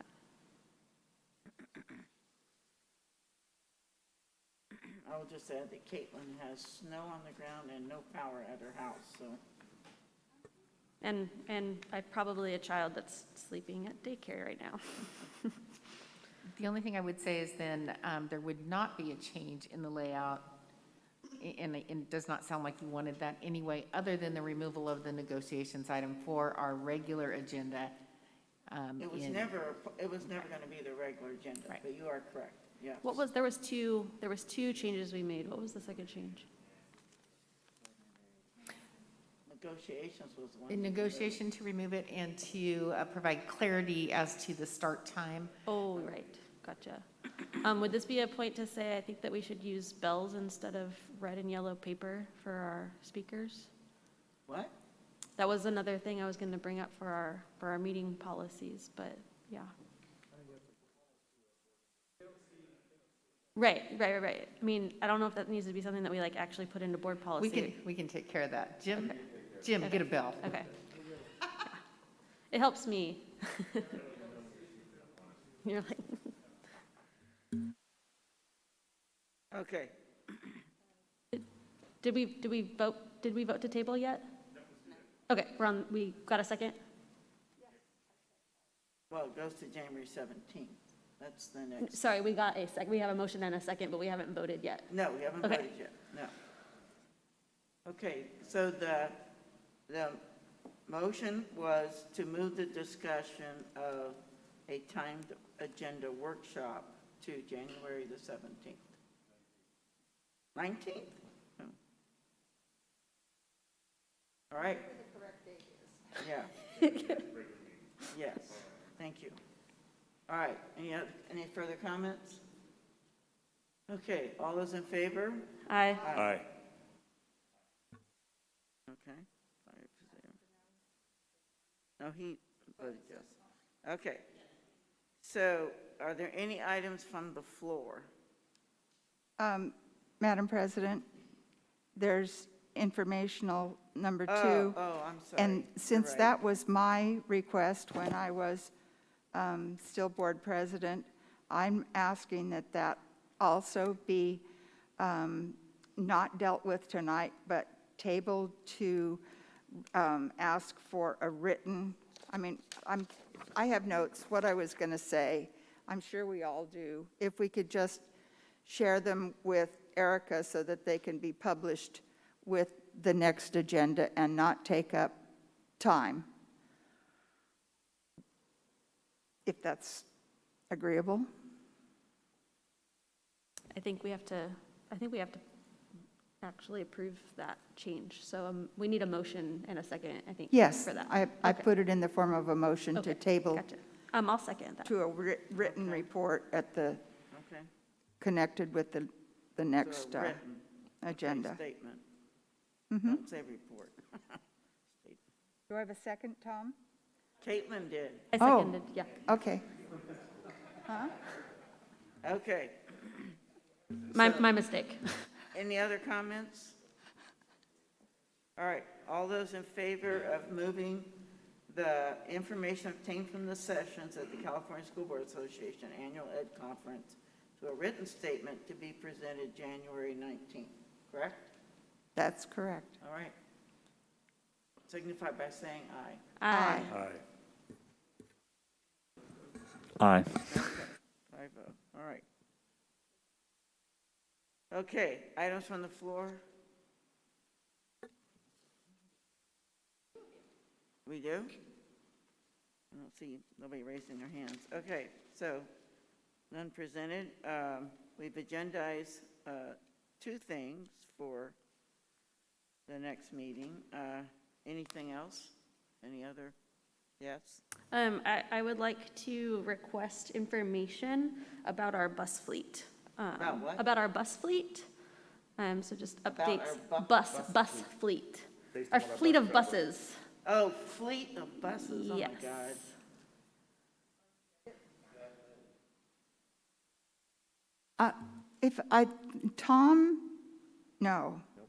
Bob Ontiveros did a report that I saw float through just recently. It was when we were acquiring another electric bus that gave the dates and mileage of all of our buses. So I could be more specific or a little bit more detailed, and just if there wasn't included in that, some of the information that was shared tonight from our speaker from the floor, Mr. Keene, about where the buses are being allocated and to whom, and how future spending is planned for our bus fleet, for updates to our bus fleet, to make sure that we're making equitable progress to our improving our bus fleet. I thought that was part of the report that I read. If not, I agree. I Well, thought we just got it, though. Is it fair to ask that for January 19th, or? I don't think it has to necessarily be January 19th. Excuse me. We can work with the board president to schedule that at an appropriate time. But if the information is available, we'll certainly want to get it to you as soon as possible. Okay, thank you. Okay.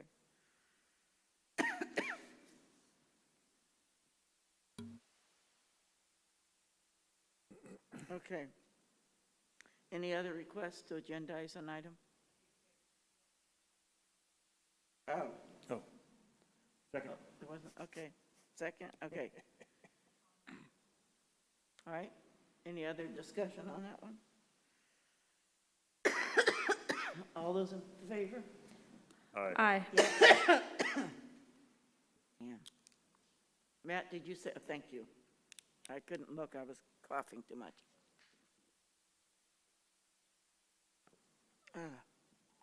Okay, we are ready to adjourn. Hip, hip, hooray.